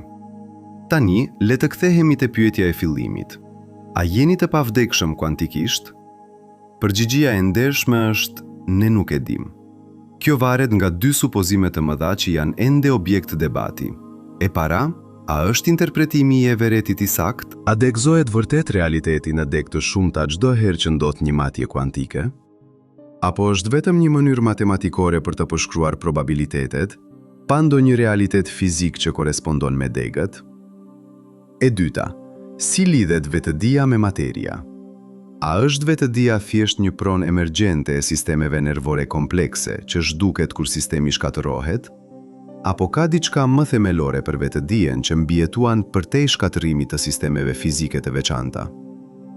Këto janë pyetje që shkenca ende nuk ka përgjigjur. Ne kemi teori dhe spekulime, por nuk kemi prova përfundimtare. Ajo që mund të themi është kjo. Nëse të dyja supozimet janë të vërteta, nëse interpretimi i Everettit është i saktë, dhe nëse vetëdia varet nga konfigurime fizike specifike që shkatërohen kur truji shkatërohet, atëhere pavdekësia kuantike ndiqet logjikisht. Ju do të vazhdoni të përjetoni degët ku mbijetoni, jo sepse jeni të veçantë, por sepse në degët ku vdisni, nuk ka më një ju që përjeton gjëra. Kjo është një pasojë e strukturës së perspektivës subjektive, jo një pronë misterioze univers. Por edhe nëse pavdekësia kuantike nuk është e vërtet, ideja na ka mësuar diçka të vlefshme. Ajo na ka bërë të mendojmë thellë për natyrën e vetdijes, realitetit dhe perspektivës subjektive. Ajo na ka detyruar të pyesim pyetje që zakonisht nuk do t'i shqyrtonim. Çfarë do të thotë të jesh një vëzhgues i vetëdijshëm në një univers kuantik? Si përjetojmë ne probabilitetet? Dhe a ka diçka të veçantë në perspektivën subjektive që ndikon në ata që përjetojmë? Këto janë pyetje që lidhen me disa nga problemet më të thella në filozofi dhe shkencë. Problemi i vështirë i vetëdijes, natyra e identitetit personal, marrëdhënia midis subjektivitetit dhe objektivitetit, struktura e kohës dhe shkaksisë, pavdekësia kuantike mund të mos jetë e vërtet, por diskutimi i saj na çon në terren intelektual që ja vlen eksplorimit, dhe ndoshta kjo është mësimi më i rëndësishëm. Shkenca nuk është vetëm për zbulimin e fakteve, është gjithashtu për eksplorimi i ideve, testimi kufive të kuptuarit ton dhe shtitje pyetjeve që na sjellin në të panjohurën. Pavdekësia kuantike është një ide e tillë. Ajo mund të jetë e gabuar, por diskutimi i saj na çon në terren të ri dhe na detyron të mendojmë në mënyra të reja. Pra, çfarë duhet të merrni nga kjo? Nëse asgjë gjë tjetër, një vlerësim për kompleksitetin dhe misterionin e realitetit. Bota nuk është aq e thjeshtë sa duket. Mekanika kuantike na ka mësuar që realiteti në nivel themelor sillet në mënyra që sfidojnë intuitën tonë.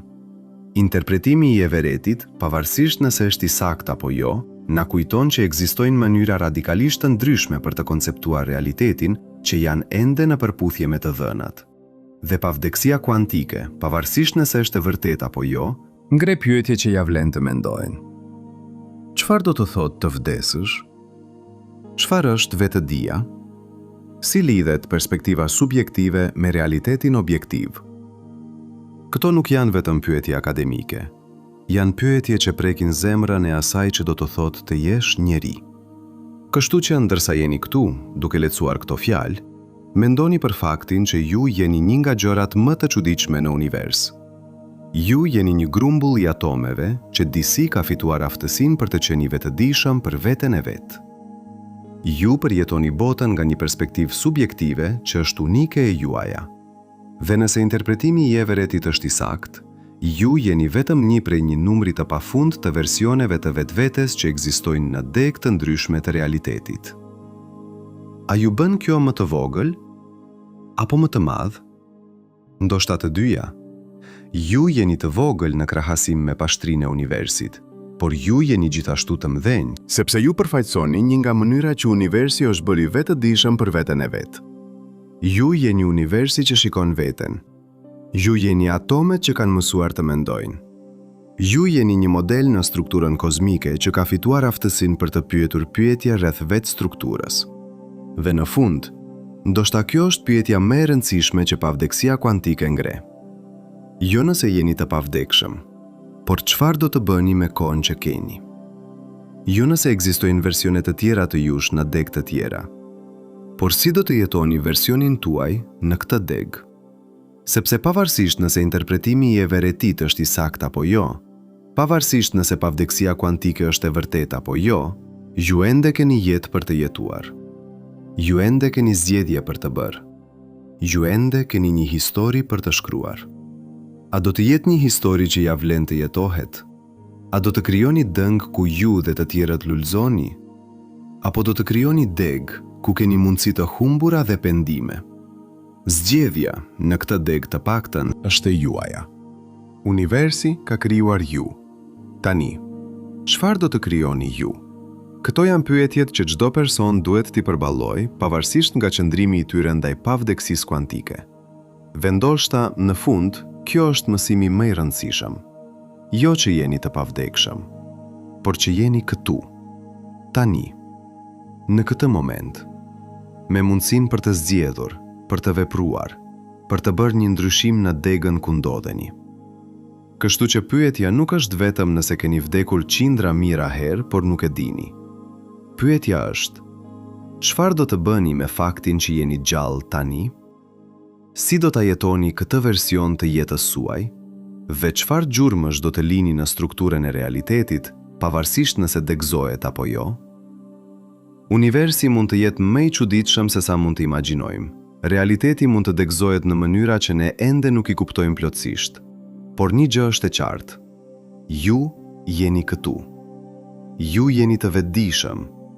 Ju përjetoni botën. Dhe kjo, në vetvete, është një mrekulli që ja vlen çmuar, pavarësisht nga çfarë sekretesh mund të fsheh universi kuantik. Por le të shkojmë edhe më thellë, sepse ka një aspekt të pavdekësisë kuantike që kemi prekur vetëm në sipërfaqe. Aspekti i kujtesës. Nëse ju vërtet keni mbijetuar qindra ose mijëra ngjarje potencialisht fatale në degë të ndryshme, pse nuk i kujtoni ato? Pse nuk keni kujtime të ngjarjeve ku gati vdiqet? Përgjigjja standarde është që ju i kujtoni. Çdo person ka të paktën disa kujtime të momenteve kur mendoi se do të vdiste. Por ne i interpretojmë ato si fat ose shpëtim mrekullar, jo si prova të degëzimeve kuantike. Por këtu është diçka më e thellë. Kujtimet vetë mund të jenë pjesë e strukturës së degëzimit. Çdo kujtim që keni është koduar në strukturën fizike të trurit tuaj. Neurone specifike, sinapse specifike, modele specifike të aktivitetit elektrik. Këto struktura janë të ndjeshme ndaj ngjarjeve kuantike. Një mutacion i vetëm në një molekul proteine mund të ndryshojë mënyrën se si një kujtesë ruhet ose rikthehet. Kjo nënkupton që në degë të ndryshme ju mund të keni kujtime paksa të ndryshme të së njëjtës ngjarje. Imagjinoni këtë skenar. Ju ishit në një aksident makine 10 vjet më parë. Në këtë deg ju mbijetuat me lëndimet e lehta. Kujtesa juaj e ngjarjes është një goditje, një tingull të lartë dhe pastaj ndjenja së lehtësimit. Por në një deg tjetër, një version tjetër i juaj pati një përvojë paksa të ndryshme. Ndoshta goditja ishte pak më e fortë, ndoshta këndi ishte pak i ndryshëm. Ato versionet të tjera të jush në degët ku ekzistojnë kanë kujtime paksa të ndryshme të së njëjtës ngjarje. Por ju nuk mund t'i aksesoni ato kujtime. Ju keni vetëm kujtmet që janë koduar në trurin tuaj në këtë deg. Kjo ngre një pyetje shqetësuese. A janë kujtmet tuaja të besueshme? Nëse truri juaj është subjekt i ndërveprimeve kuantike dhe nëse këto ndërveprime mund të ndikojnë në mënyrën se si kujtmet ruhen dhe rikthehen, atëhere a është e mundur që disa nga kujtmet tuaja të jenë në fakt nga deg të tjera? Kjo tingëllon si fantashkencë, por ka një bazë në neurologjinë reale. Kujtmet njerëzore nuk janë si regjistrime video, ato janë rindërtim. Çdo herë që ju kujtoni diçka, truri juaj po e rindërton kujtjesën nga pjesë dhe copza. Dhe gjatë këtij procesi rindërtimi, mund të futet informacioni i ri ose i gabuar. Nëse interpretimi i everetit është i saktë, atëherë problemi bëhet edhe më i komplikuar. Procesi i rindërtimit të kujtesës vet mund të jetë subjekt i degëzimeve kuantike. Çdo herë që kujtoni një ngjarje, universi mund të degëzohet në versione ku e kujtuat atë paksa ndryshe. Në disa deg, detajet janë pak më të sakta, në deg të tjera janë pak më të shtrembruara. Dhe nga perspektiva juaj, ju përjetoni vetëm versionin e kujtesës që është koduar në trurin tuaj në këtë deg specifike. A do të thotë kjo që kujtmet tuaja nuk janë reale? Jo domosdoshmërisht. Do të thotë që kujtmet, si çdo gjë tjetër, janë pjesë e një strukturë më të gjerë të degëzimit. Kujtmet tuaja janë reale në këtë deg, por ato mund të jenë paksa të ndryshme nga kujtmet e versioneve të tjera të jush në deg të tjera. Dhe kjo variacion është pjesë e natyrës së realitetit kuantik. Por çfarë rreth momenteve kur ju menduat se diçka ndodhi, por të tjerat e kujtojnë ndryshe? A keni përjetuar ndonjëherë një mosmarrveshje për një ngjarje në të kaluarën ku ju jeni absolutisht i sigurt se diçka ndodhi në një mënyrë, por dikush tjetër është po aq i sigurt se ndodhi ndryshe? Zakonisht e zgjidhmë këtë duke thënë se njëri prej jush po kujtoni gabimisht. Por çfarë nëse të dy keni të drejtë? Çfarë nëse në degën tuaj ngjarja ndodhi ashtu siç e kujtoni ju, por në degën e tyre ajo ndodhi ashtu siç e kujtojnë ata? Kjo nuk mund të jetë e vërtet për ngjarje makroskopike me pasoja të mëdha. Nëse ju mendoni se një ndërtesë është e kuqe dhe dikush tjetër mendon se është blu, njëri prej jush është gabim. Por për detaje të vogla, për momente ambigue, për ngjarje ku rezultati varet nga probabilitete kuantike, mund të jetë e mundur që njerëz të ndryshëm të kenë kujtime të ndryshme, sepse ata ekzistojnë në deg paksa të ndryshme që janë në proces të ndarjes në njëra tjetra. Kjo është spekulim ekstrem dhe shumica e neurologëve do të argumentonin që është e panevojshme. Kujtesa e gabuar shpjegohet plotësisht nga proceset neurologjike normale, pa u dashur të invokohet mekanika kuantike. Por nëse interpretimi i everetit është i saktë, atëherë mundësia mbetet. Dhe është një kujtesë interesante që realiteti mund të jetë më i lënshëm dhe më i paqëndrueshëm se sa besojmë. Tani le të shqyrtojmë një paradoks tjetër. Nëse pavdekësia kuantike është e vërtet, pse nuk shohim më shumë njerëz shumë të moshuar? Nëse nga perspektiva subjektive e çdo personi, ata gjithmonë mbjetojnë në degën me probabilitetin më të lartë të mbijetesës, atëherë pse popullata nuk është e mbushur me njerëz që kanë jetuar për 150 ose 200 vjet? Përgjigja varet nga se si e interpretoni pavdekësinë kuantike. Një interpretim thotë që pavdekësia kuantike garanton vetëm që ju vazhdoni të ekzistoni në ndonjë deg, jo që do të jeni me shëndet të mirë ose funksional. Kur plakeni, funksioni i trurit degradohet. Në fund, arrini në një pikë ku truri nuk mund të mbështes më vetdijen në asnjë mënyrë kuptimplot. Në atë pikë, edhe pse mund të ekzistoni teknikikisht në disa deg, ju nuk jeni më i vetdijshëm në mënyrën që do ta njihni si vetdije. Kështu që pavdekësia kuantike përfundon jo me vdekje të papritur, por me zhdukje të ngadalshme e vetëdijes, derisa ju nuk jeni më në gjendje të përjetoni gjëra subjektivisht. Një interpretim tjetër thotë që pavdekësia kuantike shtyn ju drejt degëve me probabilitet gjithnjë më të ulët ku diçka e jashtëzakonshme ndodh për të zgjatur jetën tuaj. Ndoshta një zbulim mjekësor revolucionar, ndoshta një trajtim eksperimental që ndodhte funksionoj për ju. Ndoshta një fluks i rastësishëm kuantik që ngadalson plakjen tuaj. Këto janë ngjarje me probabilitet shumë të ulët, por nëse interpretimi i everetit është i saktë, ato ndodhin në ndonjë deg. Problemi me këtë interpretim të dytë është që ai të çon në territorin e trurit Boltzmann që diskutuam më herët. Ju filloni të përjetoni ngjarje që janë aq të pazakonshme sa realiteti vetë fillon të duket i dyshimt. Dhe në atë pikë, teoria bëhet vetëprishse. Nëse realiteti që ju përjetoni është aq i pazakont sa duhet të dyshoni për natyrën e tij, Atëherë, çfarë kuptimi ka të flasim për mbijetesë? ka gjithashtu një problem praktik. Edhe nëse pavdekësia kuantike ekziston, ju nuk mund ta përdorni për të planifikuar të ardhmen tuaj. Ju nuk mund të thoni, unë do të jemi pavdekshëm kuantikisht, kështu që mund të marr rreziqe të panevojshme. Sepse edhe pse nga perspektiva juaj subjektive ju mund të vazhdoni, në degët ku vdisni, njerëzit që ju duan do të vuajnë. Vëllai juaj, motra, prindrit, miqt do të vajtojnë humbjen tuaj. Dhe ata versionet të tyre janë po aq reale sa versioni juaj që vazhdon. Këtu shohim një tension të rëndësishëm në implikime pavdekësisë kuantike. Nga perspektiva juaj e brendshme, ju jeni i pavdekshëm. Nga perspektiva e jashtme e këdo tjetër, ju jeni vdekshëm. Të dyja perspektivat janë të vërteta njëkohësisht. Dhe kjo tension nuk mund të zgjidhet. Është një veçori e strukturës së degëzimit të realitetit. Nëse interpretimi i Everettit është i saktë, kjo na çon në një pyetje etike interesante. Nëse pavdekësia kuantike është e vërtetë, a keni një detyrim moral për të shmangur rrezikun? Disa filozofë argumentojnë që po. Edhe pse ju vazhdoni në ndonjë deg, versioni juaj që vdes krijon vuajtje për të tjerët. Kështu që ju keni një detyrë për të minimizuar numrin e degëve ku vdisni. Të tjerët argumentojnë që jo. Nëse të gjitha degët janë po aq reale, atëherë nuk ka kuptim të veçantë në të cilin deg përfundoni. Ju thjesht duhet të jetoni jetën tuaj sipas vlerave tuaja në degën ku jeni. Tani le të flasim për një ide edhe më të çuditshme.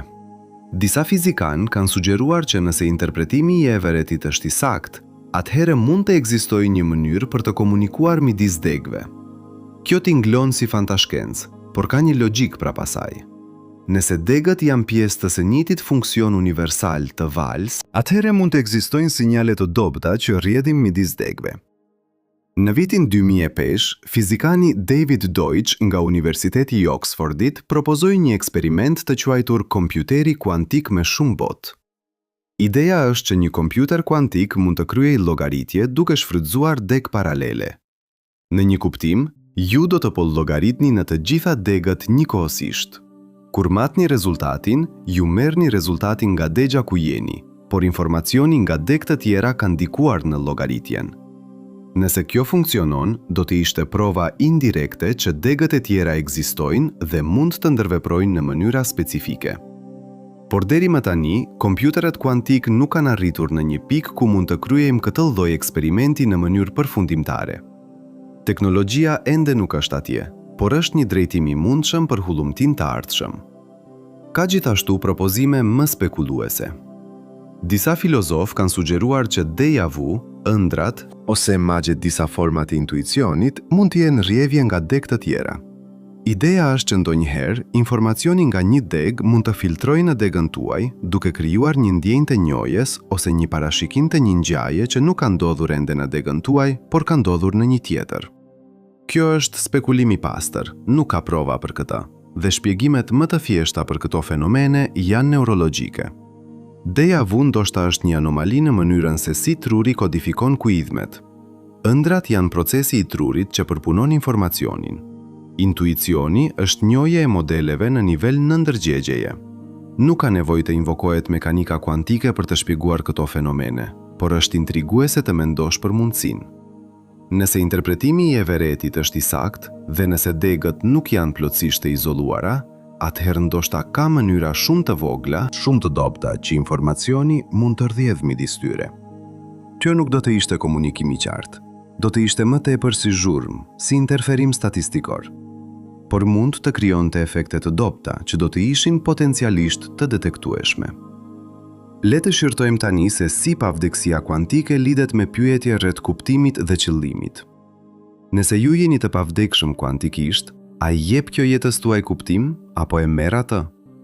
Kjo është një pyetje filozofike që nuk ka një përgjigje të qartë. Disa njerëz mund të argumentojnë që pavdekësia i jep jetës kuptim, sepse do të thotë që ju do të keni një kohë të pafund për të arritur qëllimet tuaja, për të mësuar, për të rritur.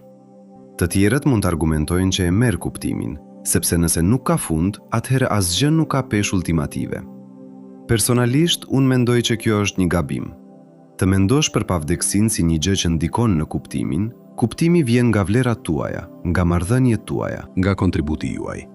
Dhe këto janë të njëjta, pavarësisht nëse jeni të pavdekshëm apo jo.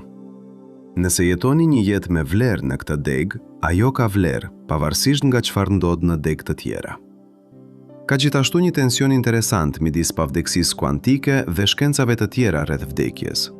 Shumë tradita filozofike dhe fetare kanë mësuar që duhet të pranojmë vdekjen si pjesë e jetës, që vdekja i jep kuptim jetës duke krijuar urgjencë dhe vlerë, që duke pranuar natyrën e përkohshme të ekzistencës, ne mund të jetojmë më plotësisht. Nëse pavdekësia kuantike është e vërtetë, a minon kjo këtë mencuri?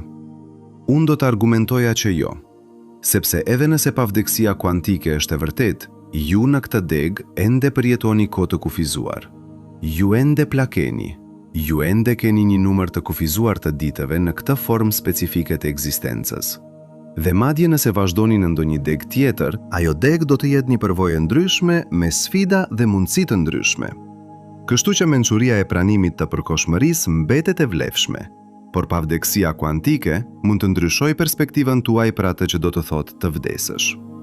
Në vend të menduarit për vdekjen si fund absolut, mund ta mendoni si një ndryshim në strukturën e degëzimit.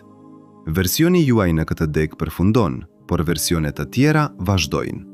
Kjo nuk e bën vdekjen më pak reale ose më pak të rëndësishme, por mund ta bëjë të duket si pjesë e një historie më të madhe se sa fundi i historisë. A është kjo ngushëlluese? Kjo varet nga ju. Për disa njerëz, ideja që identiteti i tyre vazhdon në forma të ndryshme në deg të ndryshme mund të jetë ngushëlluese. Për të tjerët, mund të duket e ftohtë dhe e largët. Përfundimisht, kjo është një çështje personale, se si të integroni këto ide në botkuptimin tuaj. Tani le të flasim për diçka që mund t'ju befasoj. Interpretimi i Everettit nuk është i vetmi interpretimi i mekanikës kuantike që sugjeron pavdekësi. Ka një interpretim tjetër, më pak i njohur, që quhet interpretimi i transaksionit, i propozuar nga fizikani John Cramer në vitin 1986. Në këtë interpretim, ngjarjet kuantike përfshin vala që udhëtojnë si përpara dhe prapa në kohë. Disa filozofë kanë argumentuar që nëse kjo është e saktë, atëherë vdekja mund të jetë një ngjarje që komunikon prapa në kohë për të ndikuar në ngjarje që quan në të. Kjo është një ide shumë spekuluese dhe shumica e fizikanëve nuk e marrin seriozisht, por është një kujtesë që ka mënyra të shumta për të interpretuar matematikën e mekanikës kuantike dhe secila mund të ketë implikime të ndryshme për natyrat e jetës dhe vdekjes. Interpretimi i Everettit është vetëm një mundësi, edhe pse është një nga më të diskutuarit. Ka gjithashtu interpretimin de Broglie-Bohm, i njohur gjithashtu si mekanika bohmiane ose teoria e valës pilote. Në këtë interpretim, grimcat kanë pozicione të caktuara në çdo kohë dhe janë të udhëhequra nga një vallë pilote. Nuk ka degëzim të realitetit. Ekziston vetëm një univers dhe grimcat ndjekin rrugë specifike të përcaktuara nga valla pilote. Nëse ky interpretim është i saktë, atëherë pavdekësia kuantike nuk ekziston.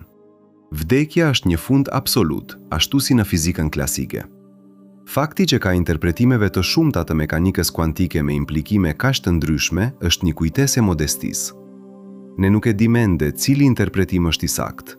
Ne nuk e dim ende natyrat themelore të realitetit. Dhe derisa ta dim, pavdekësia kuantike mbetet një mundësi interesante, por jo një fakt i vërtetuar. Por edhe nëse nuk është një fakt i vërtetuar, ideja ka vlerë. Ajo na detyron të mendojmë thellësisht për natyrat e vetëdijes, realitetit dhe perspektivës subjektive. Ajo ngre pyetje që janë të rëndësishme pavarësisht nga përgjigjet. Dhe ajo na kujton që universi mund të jetë më i çuditshëm, më i pasur dhe më misteroz se sa mund të imagjinojmë. Imagjinoni për një moment që është viti 3000. Njerëzimi ka mbijetuar për 1000 vjet të tjera. Teknologjia është avancuar përtej njohjes son dhe shkencëtarët kanë zgjidhur problemin e interpretimit kuantik. Ata e din tani, me siguri, nëse interpretimi i Everettit është i sakt ose jo. Nëse pavdekësia kuantike është e vërtet ose jo. Si do të na shihnin ata, njerëzit e shekullit të 21, që diskimi rreth këtyre ideve pa e ditur përgjigjen? Ndoshta do të na shihnin si të guximshëm, duke eksploruar territorin e pahartur pa harta. Ndoshta do të na shihnin si naiv, duke spekuluar përtej të dhënave. Ose ndoshta do të na shihnin si një periudhë tranzicioni, koha kur njerëzimi filloi së pari të përbalej me implikime vërteta të mekanikës kuantike. Periudha kur ne lëm pas botkuptimin ton klasik dhe fillojmë të rregullojmë një të ri. Çfarëdo që të jenë, ne jemi këtu tani, në këtë moment në histori, duke luftuar me këto pyetje. Dhe kjo është pjesë e aventurës njerëzore. Ne jemi specia që pyet, specia që kërkon, specia që nuk është e kënaqur me përgjigje të thjeshta. Ne duam të dimë naturat e realitetit, edhe nëse përgjigjet sfidojnë intuitën tonë dhe na detyrojnë të risistemojmë gjithçka që mendonim se dinim. Dhe ndoshta kjo është mësimi përfundimtar i pavdekësisë kuantike. Jo nëse është e vërtet ose e gabuar, por se ne jemi lloji i qenive që pyesin pyetje të tilla. Ne jemi universi që ka bërë i vetëdijshëm për veten. Dhe po përpiqet të kuptojë naturat e vet. Çdo pyetje që bëjmë, çdo ide që eksplorim, çdo debat që zhvillojmë, është pjesë e atij procesi të madh të vetë zbulimit kozmik. Nëse pavdekësia kuantike është e vërtet, atëherë ju lecuesi jeni në një udhtim të jashtëzakonshëm. Në çdo moment, historia juaj po degëzohet në versione të panumërta. Disa versione përfundojnë shpejt, të tjera vazhdojnë për kohë të gjata, por të gjitha janë pjesë e asaj që ju jeni në një kuptim më të gjerë. Ju nuk jeni një subjekt i vetëm duke ecur përmes një kohe lineare. Ju jeni një strukturë e degëzimit komplekse që përhapet në hapësirën e mundësive kuantike. Nëse pavdekësia kuantike nuk është e vërtet, nëse interpretimi i Kopenhagës ose ndonjë interpretim tjetër është i sakt, atëherë ju jeni ende diçka e mahniqme. Ju jeni një grumbull i atomeve që disi ka fituar aftësinë për të qenë i vetëdijshëm. Ju përjetoni botën nga një perspektivë unike që është vetëm e juaja, dhe kjo, në vetvete, është një mrekulli që sfidon shpjegimin. Kështu që çfarëdo që të jetë e vërteta rreth interpretimit kuantik, çfarëdo që të jetë e vërteta rreth naturat e vetëdijes dhe realitetit, ju jeni këtu, tani, në këtë moment, me mundësinë për të zgjedhur, për të vepruar, për të bërë një ndryshim. Dhe kjo është ajo që vërtet ka rëndësi. Jo nëse keni vdekur qindra mijëra herë në deg të tjera. Jo nëse do të vazhdoni përjetësisht në ndonjë deg me probabilitet të ulët. Por se tani, në këtë moment, në këtë deg, ju jeni gjallë. Ju jeni të vetëdijshëm. Ju keni mundësinë për të krijuar, për të dashur, për të mësuar, për të kontribuar. Kjo është e vërteta që nuk varet nga asnjë interpretim i mekanikës kuantike. A duhet të ndryshojë kjo mënyrën se si jetoni? Unë do të sugjeroja që po, por jo në mënyrën që mund ta prisni. Jo duke u bërë të pagutshëm ose duke marrë rreziqe të panevojshme sepse mendoni se jeni të pavdekshëm, por duke u bërë më të pranishëm, më të vetëdijshëm, më të vlerësuar për çudinë e ekzistencës. Çdo frymëmarrje që merrni është një mrekulli. Çdo mendim që mendoni, çdo ndjenjë që ndjeni, çdo përvojë që keni, është diçka e jashtëzakonshme. Ju jeni universi që ka bërë i vetëdijshëm për veten dhe po përjeton momentin e tij. Dhe nëse interpretimi i Everettit është i saktë, ju po e bëni këtë në mundësi të panumërta, secila po aq reale sa tjetra. Pra nëse ka një mësim praktik nga pavdekësia kuantike është ky.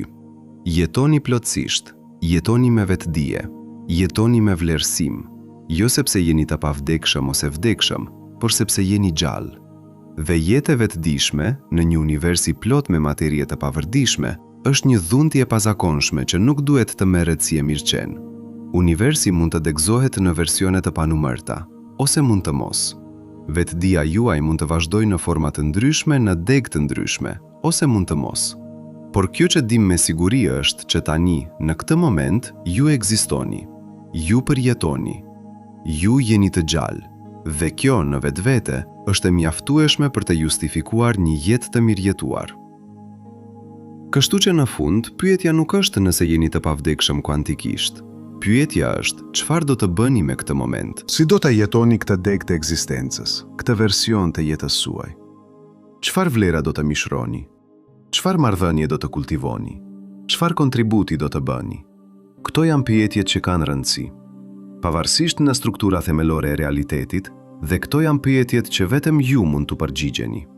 Duke jetuar jetën tuaj, duke bërë zgjedhjet tuaja, duke krijuar historinë tuaj. Që degëzohet ose jo, historia juaj ja vlen të jetohet. Që të vazhdoni përjetësisht ose jo, momenti juaj ja vlen të përjetohet plotësisht. Dhe ndoshta kjo është çfarë do të thotë vërtet të jesh i pavdekshëm. Jo që do të jetoni përgjithmonë në ndonjë kuptim fizik, por që ju, duke jetuar plotësisht, duke dashur thellë, duke kontribuar kuptim plosht, krijoni diçka që të i kalon veten tuaj. Ju krijoni valë që përhapen për te kufive të jetës suaj individuale. Ju ndikoni në njerëzit rreth jush, të cilët ndikojnë në të tjerët, duke krijuar një zinshir ndikimit që vazhdon shumë për te ekzistencës suaj fizike. Në këtë kuptim, pavdekësia nuk është rreth mbijetesës së trupit. Është rreth trashëgimisë së shpirtit, rreth asaj që lini pas, rreth mënyrës se si jeta juaj preku jetët e të tjerëve. Dhe kjo lloj pavdekësie është e disponueshme për të gjithë ne, pavarësisht nga çfarë thot mekanika kuantike rreth natyrës së realitetit. Kështu që ndërsa përfundojmë këtë eksplorim të pavdekësisë kuantike, ju lë me këto pyetje. Jo pyetje që presin përgjigje të caktuara, por pyetje që ftojnë reflektim të vazhdueshëm. Jo pyetje që mbyllin diskutimin, por pyetje që e hapin atë. A jeni të pavdekshëm kuantikisht? Ndoshta. Ndoshta jo. Por a ka rëndësi? A ndryshon ajo mënyrën se si duhet të jetoni? A ndryshon vlerat që duhet të mishëroni? A ndryshon kontributin që duhet të bëni? Unë do të sugjeroja që përgjigja është jo. Qoftë pavdekësi kuantike ose vdekshmëri absolute, standardet për një jetë të mirëjetuar mbeten të njëjta. Jetoni me integritet, jetoni me dhemshuri, jetoni me kuriozitet, jetoni me guxim. Jetoni me mirënjohje. Jetoni plotësisht në çdo moment që ju jepet. Sepse në fund nuk është sa gjatë jetoni që ka rëndësi, është sa thellë, sa plotësisht, sa vërtet. Dhe kjo është e vërtet pavarësisht nga çfarë sekretesh mund të fsheh universi kuantik, në dallëzimet e tij më të thella. Ju jeni këtu tani, kjo është e sigurt. Bëni atë të vlej.